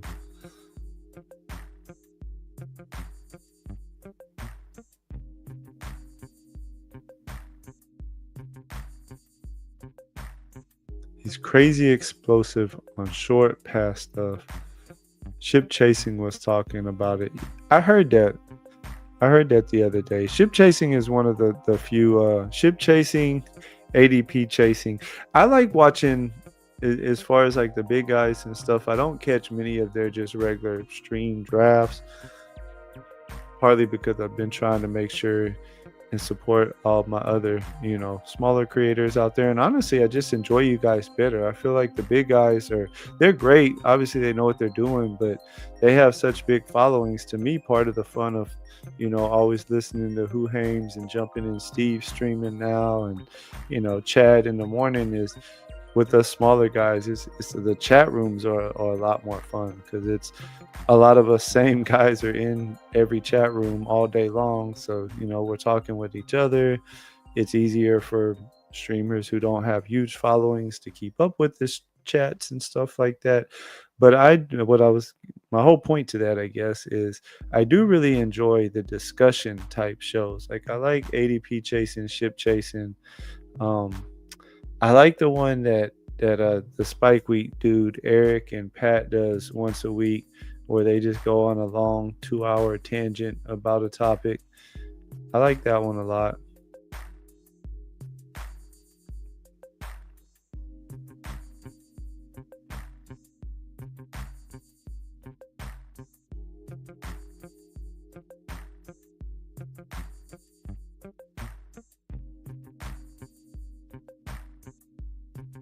Man, I really wanted Dak right there. They might make me steer away from my plan. All right, whatever. I'm not that in on. I like Purdy, but I'm gonna do it a little different. I just told you guys, which is true, that I have done a few teams now over the last couple weeks, where I start with 3 QBs from this side of the board. I was set to start with Dak and Lamar and then just take either Neighbors or Achane, but the guy in the 2-hole went with Dak. I didn't want to draft Purdy over Neighbors or Achane. We have Lamar, so we'll just have to take more of the grosser quarterbacks. But we know Lamar's hitting our lineup every week, and if he doesn't hit our lineup, or if he's injured or something for a significant amount of time, this particular team is dead anyways. If May would have been there for some reason, I would have taken him over a position player. I would have taken Dak over a position player. Fields hardly ever is there, but if he would have been there, I would have taken him. I just didn't want to do Purdy over Achane or Neighbors.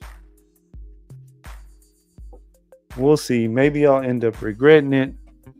Probably not, though. I mean, it's no different, really, whenever I'm over here and I take 2 position players with 38 and with 59. You can normally get something at 59. So we still should be able to get 2 okay guys as long as we double up on quarterback at 48 and 49.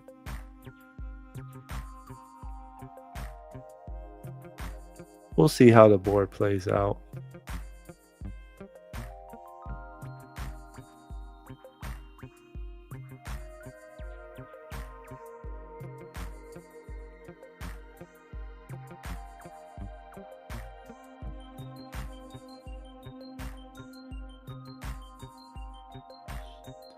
Steve said enough of that weird stuff. I'm taking my 3 QBs.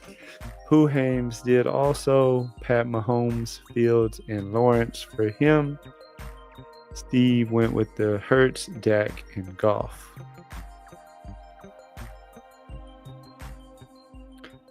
You guys see that 6-hole? He does not have a quarterback yet. Jamar Chase, Genty, and Amon it'll be interesting to see if he's able to piece anything together or if he's just paying the rake.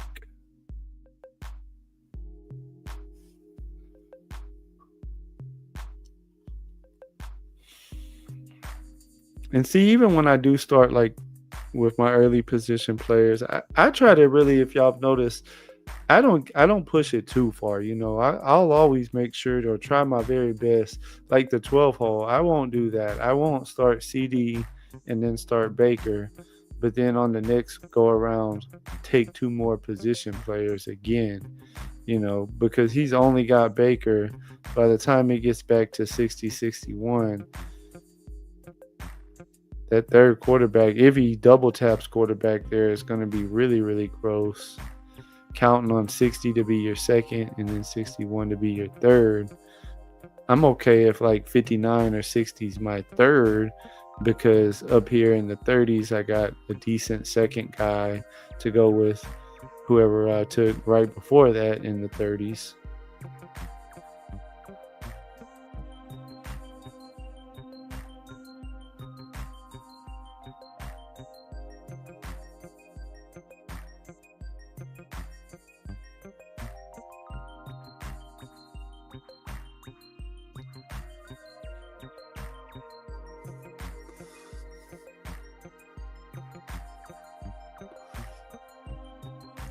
Steve goes with A.J. Brown.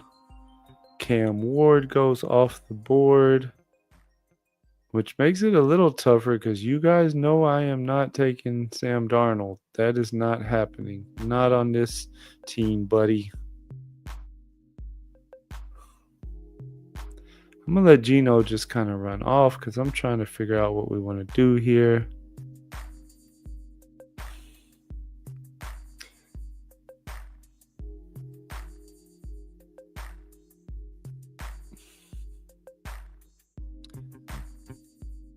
You know what? I'm going to reach down a little bit and get Breece.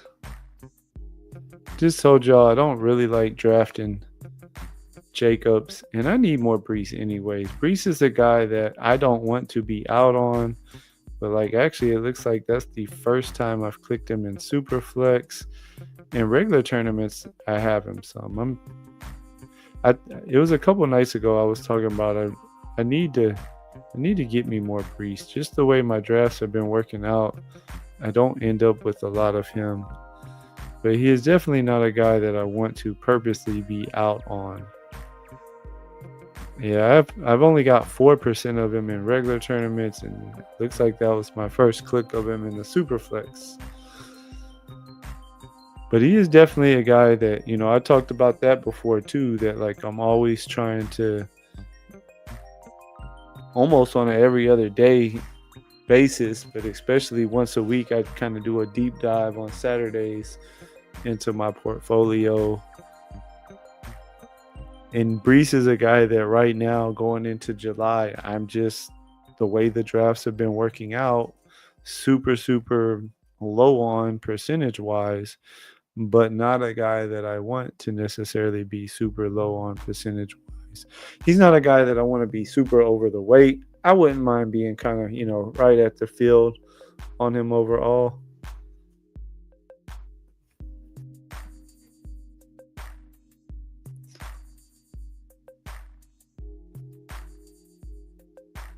I guess if I'm going to be one way or the other, I'd rather be a little over than under, and I am way under right now, so we definitely need to get our Breece shares up. And we're okay, we'll piece together some grossness for a little more quarterback firepower. I'm not as worried about it with a Lamar team. Gino's the for sure starter all year, so I got 2 for sure starters all year. And we just really felt like grabbing a second running back versus taking a Rodgers or Daniel Jones that early right there was the better play. That 12 hole did not draft another quarterback yet. He still only has CD, Baker, Nico, Bowers, Wilson, now Hampton. gotta say, that's just wrong. I think y'all would agree. Who is the other guy? The 6th hole. Chase, Genty, Amon, Drake, Kyron. The 6th hole still does not have a single quarterback.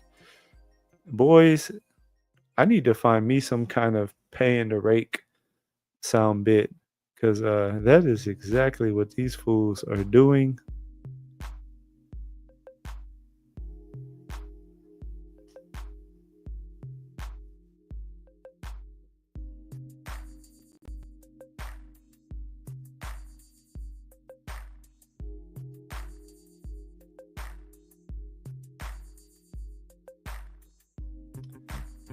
I'm gonna grab me Travion Henderson with that pick.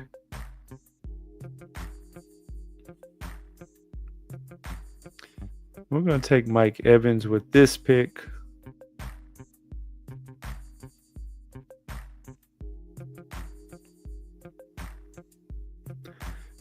Travion's a bring back on Lamar for 16. Maybe that game kind of pops off a little bit. By then, he probably overtakes Ramondre.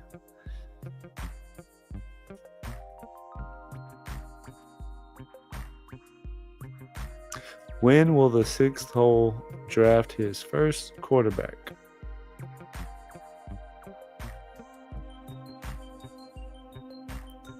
Catch up on the chat a little bit since I got a way around.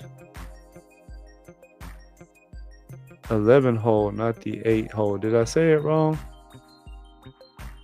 Oh, my bad. That Mahomie kind of threw me off. The letters kind of look similar. My bad, who? Let's go look at your team. Gibbs, Bo Nix, Young, Bucky, Cook, Tet. And the 6th hole still did not draft a quarterback. He is going with the true 0 QB build in the Superflex. Good luck, buddy. Good luck.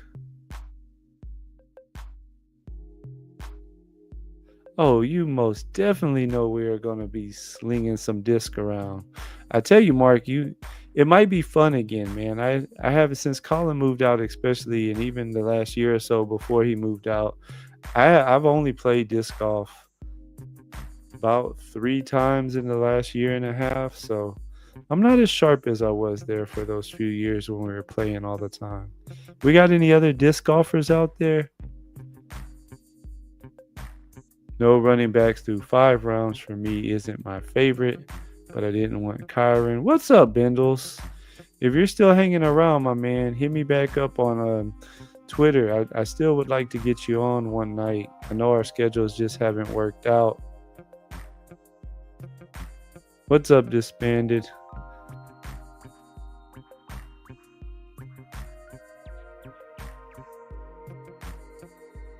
The 12 hole finally took his second quarterback with Tyler Shough. This is crazy. I don't know if I've ever seen 2 guys in the same draft push QB as much as those 2 are. He's got to take one here, right? I mean, he's got to. Does he know it's a super flex?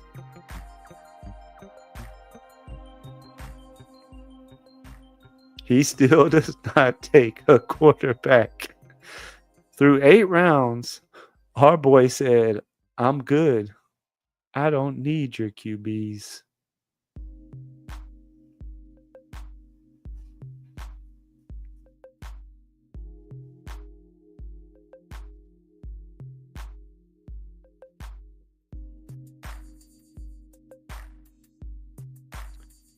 Start kind of seeing what we want to do here. I don't want to go tight end yet. These 2 already have 3. As long as he's there, we're going to go Jackson Dart. We got neighbors, so it kind of makes sense. I wanted Judkins as the other running back, but he took him.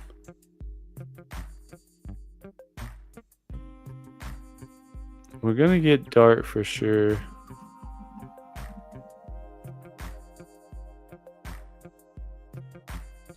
Trying to figure out what I want to do at running back.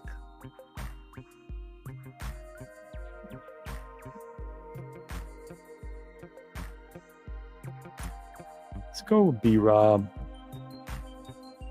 B-Rob's a good fourth running back. It's a contract year too, you know. Sometimes there is something to that. He was shot last year. That could have made him, you know, not quite be at his best.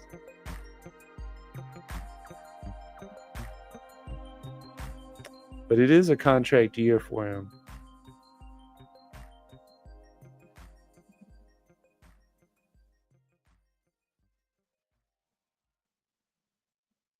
Yeah, I know, I'm familiar with it. I don't know how long ago it was, but there's all kind of cool, fun-ass courses out here in Austin these days.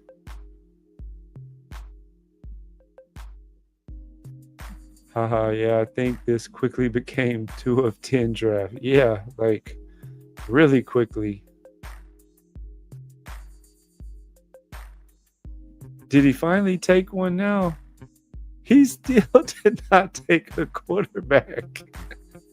It's getting like unbelievably comical now.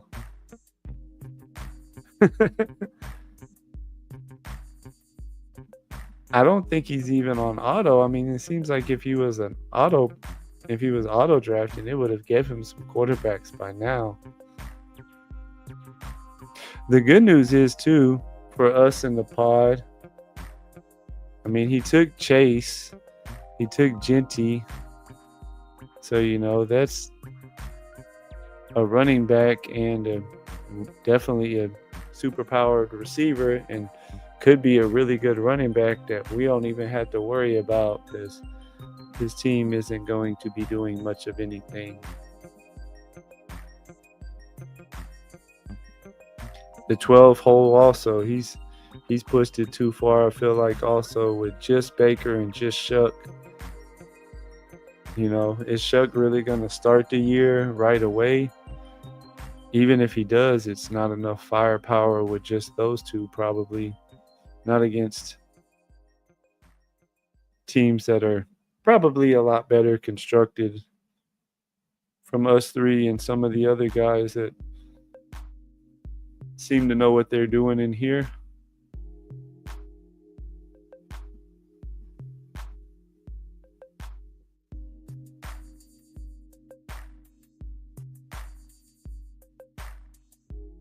We got 4 running backs.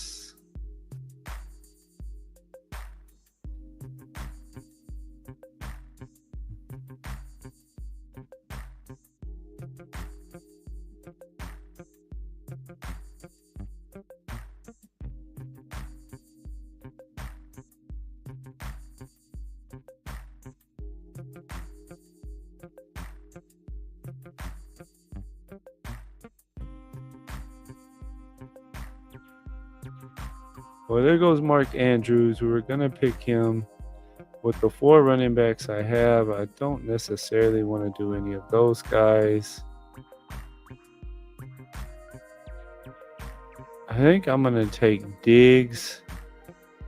And then with my second pick, since it is a super flex, and I have those 3 receivers already, I'm not going to be scared by the bye weeks. I'm going to take some late season upside and go with Ayuk. I know he'll probably start on the pup, or I'm thinking he might start on the pup. We'll have to grab a few more receivers and make sure that we don't have a week 9 bye. One more quarterback probably at some point, just to help piece that super flex together between Geno, Dart, and whatever other random guy we take. I like my running back room, though, enough for now. We'll get a couple more, but Achane, Hall, Henderson, B-Rob, Neighbors, Evans, Diggs, and then we took Ayuk. I was going to take Andrews there and grab my first tight end, but he went before we could grab him.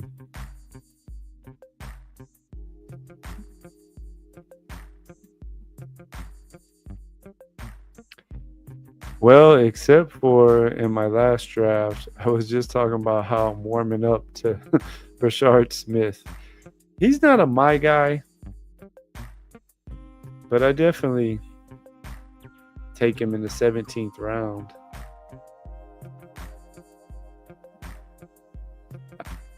Oh yeah, somebody's got a zero RB strategy working. Let's look at it. I've been so caught up on those guys not drafting quarterbacks. The 12th hole finally took his third quarterback. In the 6th hole, 11 rounds into a super flex, still does not have a quarterback. Guess he's going to go with all backups and hope he just gets really lucky. 0 running back from the 10 spot, huh? JJ, Kyler Stroud, Stafford, Marvin Harrison, Adams, Devontae Smith, Travis Hunter, Chris Godwin, Judy. Finally took Javonte Williams and Higgins. Yeah, boys, they're making it a lot easier on us, huh? For sure. 1, 2, 3, 4, 5, 6, 7, 8 receivers on a JJ team when you drafted all 8 in a super flex by the 12th round. It's funny, you guys don't often hear me call a team just bad, but I think all 3 of those teams are just bad and don't stand a chance, really. That's just me.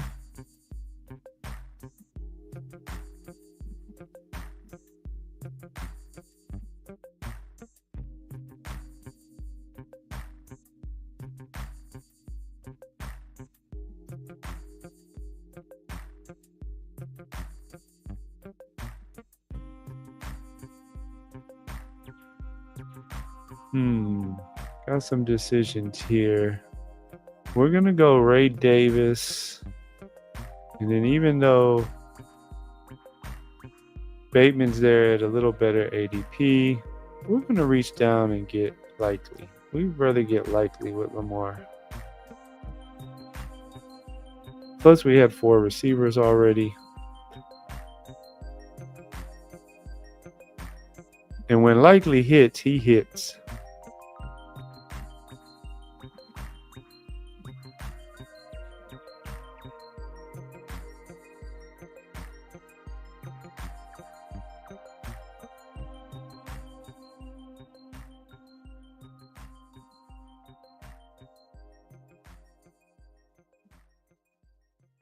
Who says he's not all in, but he takes a little. He's probably going to end up drafting Quinn Ewers or something like that.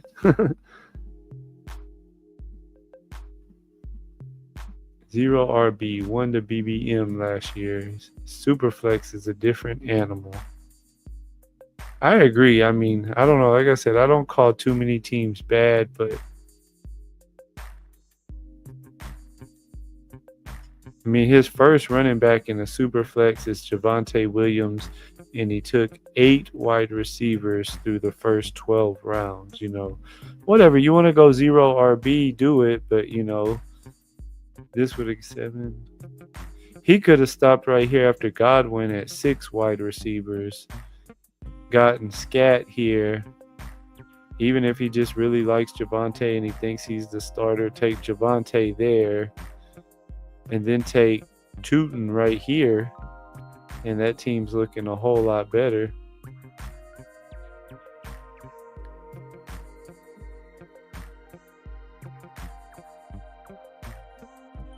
I think the 12 hole is dead if you ask me.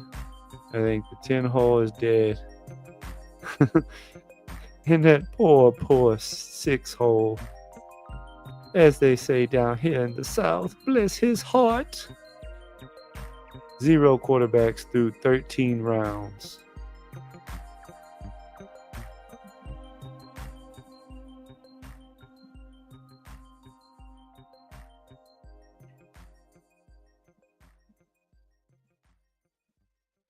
Yeah, I just don't know how that will win. He might be multi-tabling or going off ranks or something.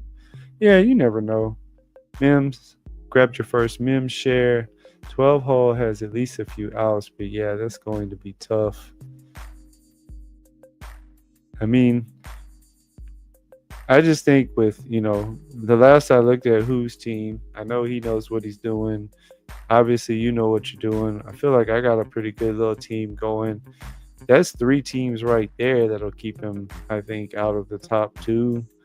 Not to mention, I'm not saying we'll finish top 3, but I'm just saying there are probably 3 teams that are going to be constructed way better and probably have a way better chance at finishing top 2.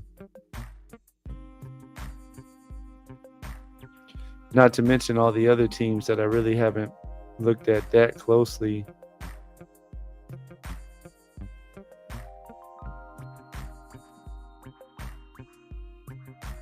Man, I don't like anything here.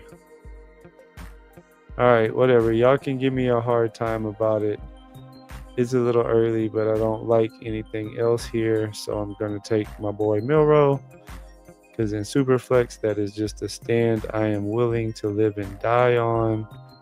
Wait a minute. We took HN on this team, didn't we? Yeah, so we don't want to do right. Got to do something. You know what? We need more receiver firepower. Let's go with him. I don't like Betch, even though he stacks. I don't like Robinson. I kind of feel like Leggett might be a really good spike week guy this year. It's not one of my gut feelings, so I could definitely be wrong. But I'm willing to take him.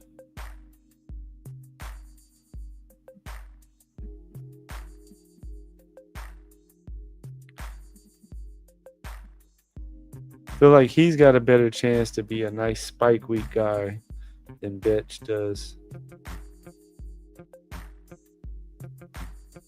I didn't want to take Wright because I already have HN, and I don't really like doing handcuff running backs to the early running backs that I draft. Hey, the 6-hole finally grabbed him a quarterback. Shedeur Sanders.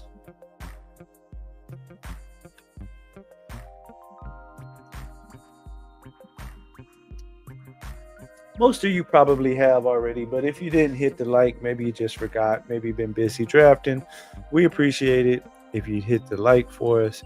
You guys know I don't have to tell you, that helps out a ton. I'm not sure if I will be on my channel tomorrow because, like I said, me and Hartman and Chris are going to be doing some stuff together. Depending on what time we get done over there, if it's before 11 or 11 or before, I'll probably hop on here and maybe do one draft. If it's after 11, I'll probably just not stream on my channel that night. I don't really know the full plan yet, but we're going to be having some fun over there. Y'all come check in over there and hang out with us. I think we're starting about 8:45 Central Time.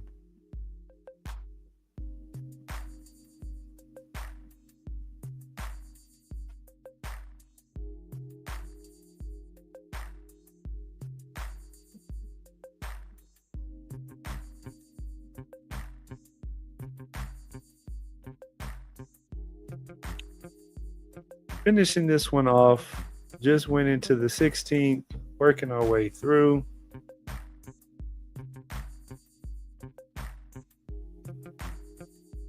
Look at what we got going on. Lamar, Geno, and Dart.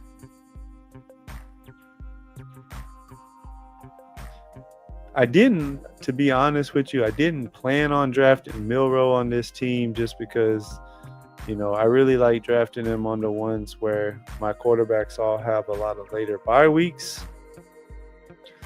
But I didn't really like anybody else at the pick. And so I figured, why not? There's a world where at the end of the season, we're trying to get past one of you guys for one of those 2 spots to get out of it. And Milrow gets into some games, and he's outperforming Geno and Dart to give me 2 really nice scores some weeks with him and Lamar.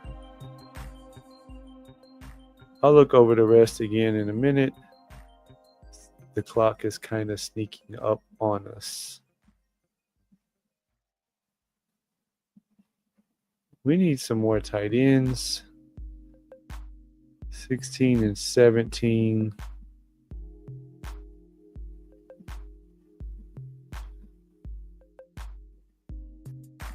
Let's go with Jonnu again. And then I think we're going to reach down, especially since we have our boy Lamar, and throw D-Hop on again.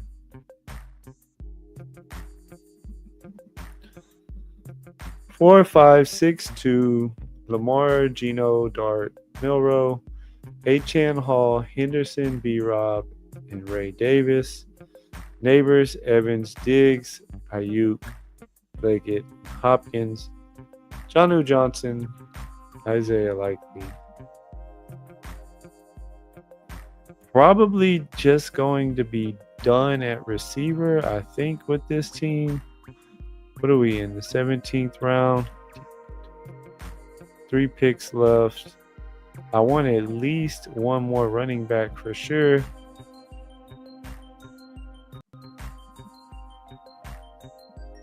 And I definitely probably grab me one more tight end. Assuming Andrews is still there and doesn't get traded. I think Likely will kind of be like he always is, or like he has been. You know, a lot of weeks where he's not going to really be a guy you want hitting your lineup. But when he does, it's going to be really nice because he kind of tends to be a spike week guy. Really go off when he goes off. So I would like to have kind of just another hold it down type tight end or help out type tight end. And we definitely want one more running back.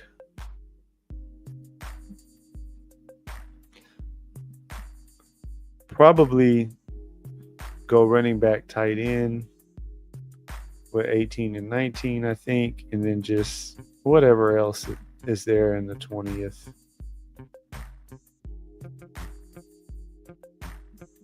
Six hole, still just rocking with only Shedeur Sanders.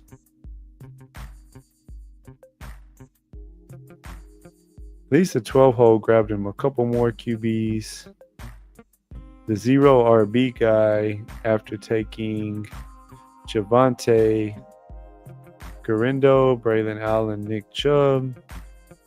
I still don't think the team has a chance, but at least he's trying to catch up some.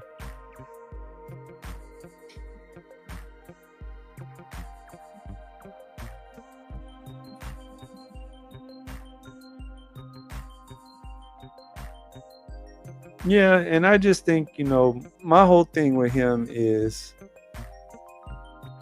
when you watch his film, you know, even from last year, he definitely was inconsistent. He definitely dropped some passes. Coker definitely outperformed him. But I think he has enough draft capital that at least to start the year, it's his second year. They're going to at least roll him out there. And if in a world where Tet is really taking the pressure off him, he can just be big and physical with a little bit of speed. He's got some nice speed for his size. And just be out there making some plays, making those downfield plays. Maybe they don't even have to all be 50-50 balls.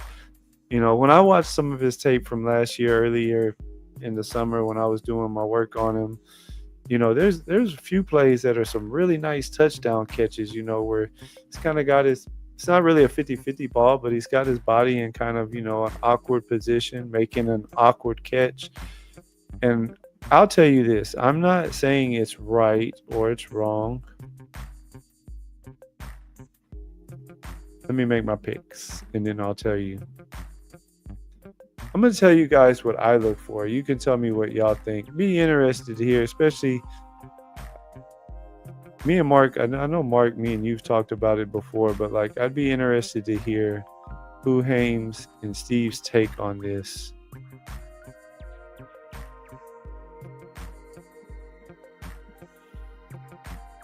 Let's get Monangai. I know Keaton Mitchell is a stack, but we already have a couple stacks. I was taking some Roschon Johnson, but he's starting to move up a little bit. That's what I said when I first started taking him that week, that I wanted to take him as much as I could that week because I felt like he was probably going to move up a little bit. And when he moved up even a little bit, I didn't really want him that much anymore. So now I'm kind of more with Steve. Let's just take Manungai since he's even later and he could have that Demont role. That's the team though. But let me call out our teams and then you guys hang around.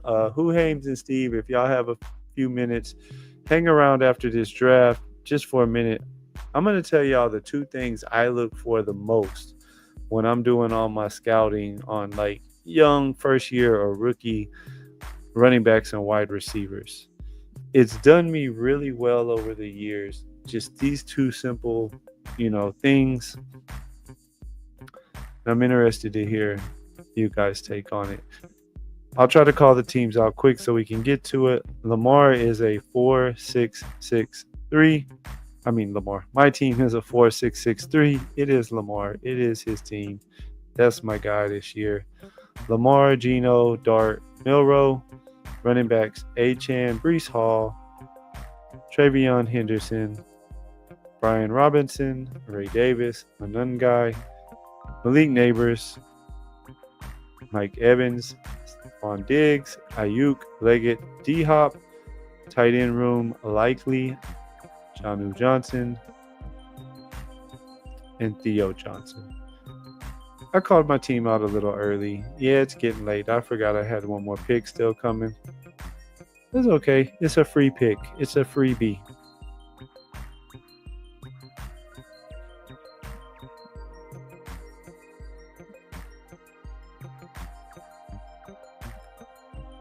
We got 6 running backs and 6 receivers.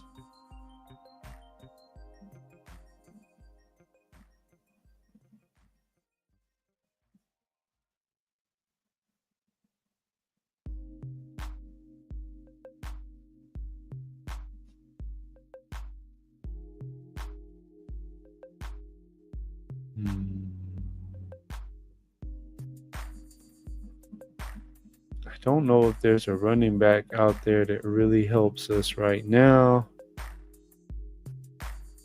Guess if anything, knowing Ayuk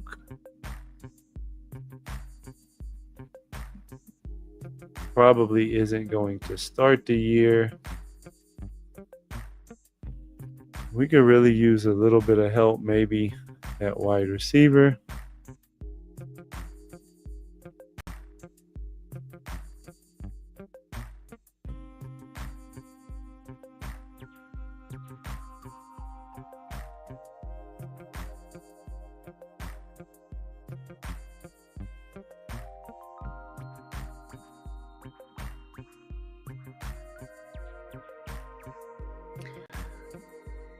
We'll throw Tucker on there. He stacks with Geno. Assuming this guy doesn't take him, he already has 7 receivers. Not a real reason for him. He took a receiver, but he didn't take him. That's the extra pick. Let's call out you two team real quick, and then I want to tell y'all about my running back and receiver analysis. Steve went with the 4-6-7-3. Jalen Hurts, Drake May, Goff, Rodgers. Running backs, Kamara, Connor, Caleb, Scat, Shard White, Mostert. Receiver room is A.J. Brown, Addison, Golden, Coleman, Pierce, De'Ami Brown, and MVS. Tight end room, Hunter Henry, Gesicki, and Freiermuth. Pretty good team overall. I've seen some of yours I like better, but it's definitely not a bad team. Definitely better than a couple of our friends in here. Team. Let's see what who did. In the 11th spot, Bo Nix, Bryce Young, Daniel Jones, Marcus Mariota, Jamar Gibbs, Bucky, Cook, Jalen Warren, Spears, Hunter, Rashard Smith. That is a nice, strong-ass running back room, my man. Gibbs, Bucky, and Cook as the third. Still with Jalen Warren and Spears for depth. And then Late round guys, Hunter and Smith. Receiver room, Ted, Cortland Sutton, Pittman, Mims, Betch, who I didn't want to take, Pat Bryant, that's his guy. Double stack, triple stack Denver. Well, yeah, you had Jones. What's your tight end room? Ingram, Strange, and Darren Waller. He got him some Waller with the last round pick. Why not? I like that team, I like that team a lot. I really do. That's a really nice team, my man. Yeah, I realized it eventually. I don't know. It's just getting late. It's a bonus pick. Anyways, let's talk for a minute and then I'll let y'all get out of here. Yes, you did nail it. Matter of fact, hold on. I got you, Who. Nailed it. Nailed it. Nailed it. Who Nailed definitely it. Nailed. Receivers and running backs. So this is what, I mean, of course, I look at everything overall, but this is what I really look at, especially with the rookies, second-year guys, especially with receiver. I feel like what really, to me, makes a receiver be that next step guy in the NFL is when I see a receiver who can think Malik Neighbors, think Jamar Chase. No, everybody can't be them. And they can't do that. What I'm about to say as great as they can. But the receivers that can turn and twist their bodies in awkward positions and still have sure hands and still make the catch. Yes, there's more to it. You got to be a decent route runner or have a lot of speed or a combination of both. But to me, that's like when I see that in a guy, it's like it's until he's been in the league a couple years and maybe he can twist and turn his body and be in good positions and have control, but for whatever reason, he just doesn't make the plays, then yeah, I'll give up on a guy. But like when I watch Leggett, I don't see it on a Jamar Chase and I don't see it on a Neighbors level. I'm not saying he's going to be an elite guy by any stretch of the imagination.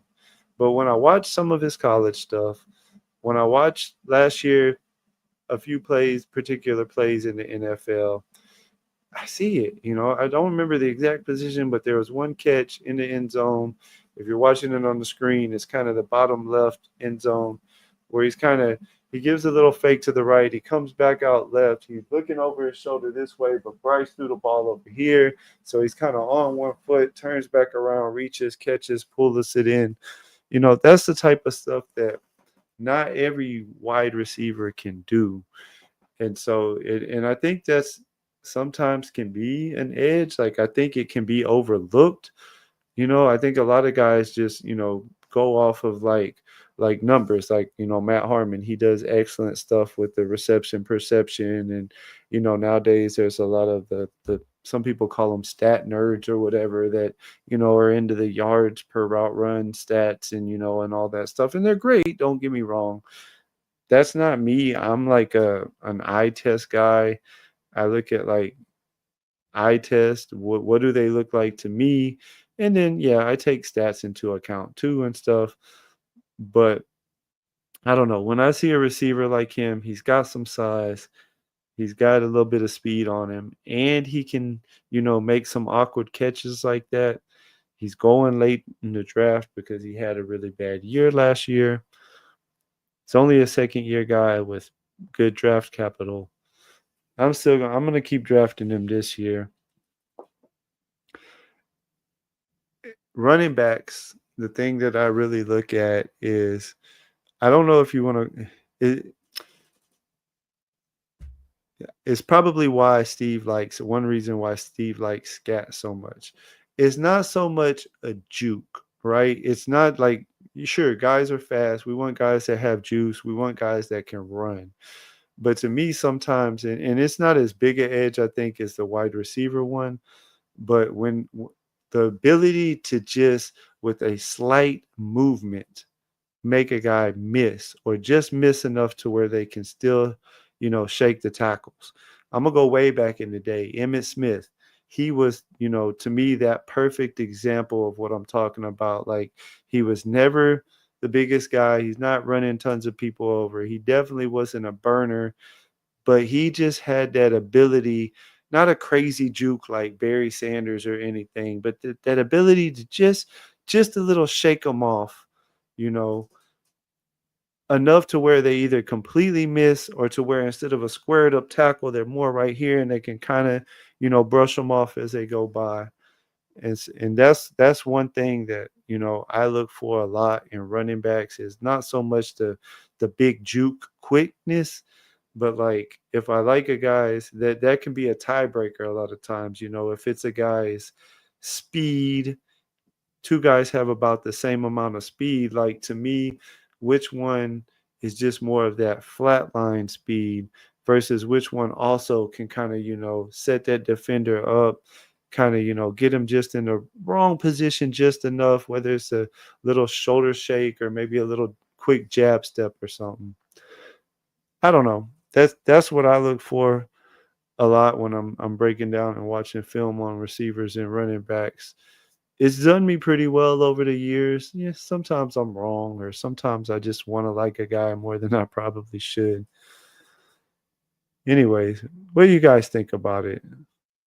Who says it's a nice point? Leggett seemed to have a hard time learning the offense from my view. Yeah, he did.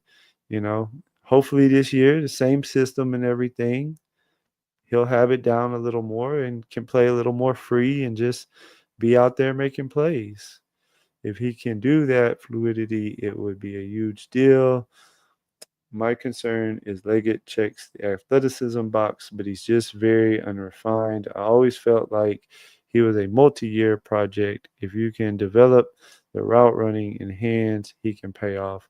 Yeah, and I'll say this, Steve. If they didn't draft Tet, I would not be near as in as I am on Leggett. But I feel like, I do agree with you that he was a very raw prospect. But my part of my thinking is, and why I'm clicking him a good amount this year, is I feel like having Tet there, oftentimes Tet is going to, if Tet is the player we think he is and we're drafting him in best ball to be, then by nature, early in the season, he's going to be the main focus, of the defense. The defense isn't going to be coming in with the game plan of we got to make sure Leggett doesn't, go off on us, which not saying that was their game plan last year, but at the same time, there wasn't a Tet there. Yes, Thielen was there. Later in the year, Coker was, doing his thing. But there wasn't a guy that you just wanted to come in and say, all right, let's make sure this guy doesn't beat us. So I just think having a true number one X, they had him trying to play the true X a lot early last year. That's not really, a good fit for him, I think. And so assuming, Tet comes in and kind of takes that number one X role, it just frees him up more to just, like I keep saying, be big and athletic and hopefully make some plays. Kupp can do that, or at least he could. Yes, Kupp is a good example too. Like he's not the biggest guy, he's not the fastest guy. He was a really excellent route runner. You have to have something with it, right? Like you have to either be a really excellent route runner like Kupp was, but then he could catch the ball in off positions, Me and Hugh Hames have our debates about Hopkins in his prime. I don't agree with them at all about Hopkins in his prime. But Hopkins, like, say what you want. He wasn't the fastest guy. Yes, he used his hands because he knew how to use his hands and get away with it. But at the end of the day, the guy could make catches in all kind of weird positions. I saw every one of his games as a Texan. I've seen the guy catch the ball literally between his legs with one hand behind him and one hand in front of him, catch it between his legs while he's falling over. I mean, so you got to have something with it, yes, but the guys that can make those just kind of off-balance athletic catches, those are guys, especially when they're young and we don't really know what they can be yet, and they're going later in the draft in best ball, those are the type of guys that I will take advantage of drafting until they prove me wrong a couple times. I just worry he won't earn targets now with T-Mac and Thielen plus Coker at his heels. And I'll be the first to admit I could be wrong. But I also feel like he's late enough in the draft that, you know, I'm probably a little higher on him right now than I'll end up. I think I'm overall probably around 20%. Ideally, by the time the summer's over, I would kind of like that to be more like 10 to 15%, if I'm honest with you. He's not really a guy I want 20% of. And I have slowed down on him just a little bit for that reason. Sometimes those little extra movements are so key. I think Connor does that. Yes, Connor is a good example. He's not the biggest, strongest. He's not Derrick Henry size. He doesn't have burner speed, but he just knows how to kind of make guys miss. The little things is why I loved Ladd last year and why I'm in on Golden. I agree with you on that. That's why I like Ladd. I'm kind of at with Ladd. He's not a guy I want to be super overweight on, but he's definitely not a guy I want to be out on. Why was that hand behind him? Probably because if I don't have to go find the clip again, but probably because the defensive back was holding his arm. And so he had to rip it away and just catch the ball falling down how he could. We're going to go on and on about that forever, my man, because Hopkins in his prime was a dog. He was nasty in his Houston days. There's nothing you'll say that'll convince me other. But that's fine. You are more entitled. You're entitled to your opinion of him. Also, I saw him play, and the dude was special in his prime. Anyways, we're going to get out of here. I put this together too. Part of me switching the intro over was it's really short, but it's just a way to say thank y'all. It's my new little outro. See y'all tomorrow. Remember, I'll be over, I think, sounds like I'm going to be on Chris's channel about 8:45 tomorrow. Y'all have a good night. Talk to you later. But the only thing in life that has meaning are the things you gotta work for, believe me. Take into your hands up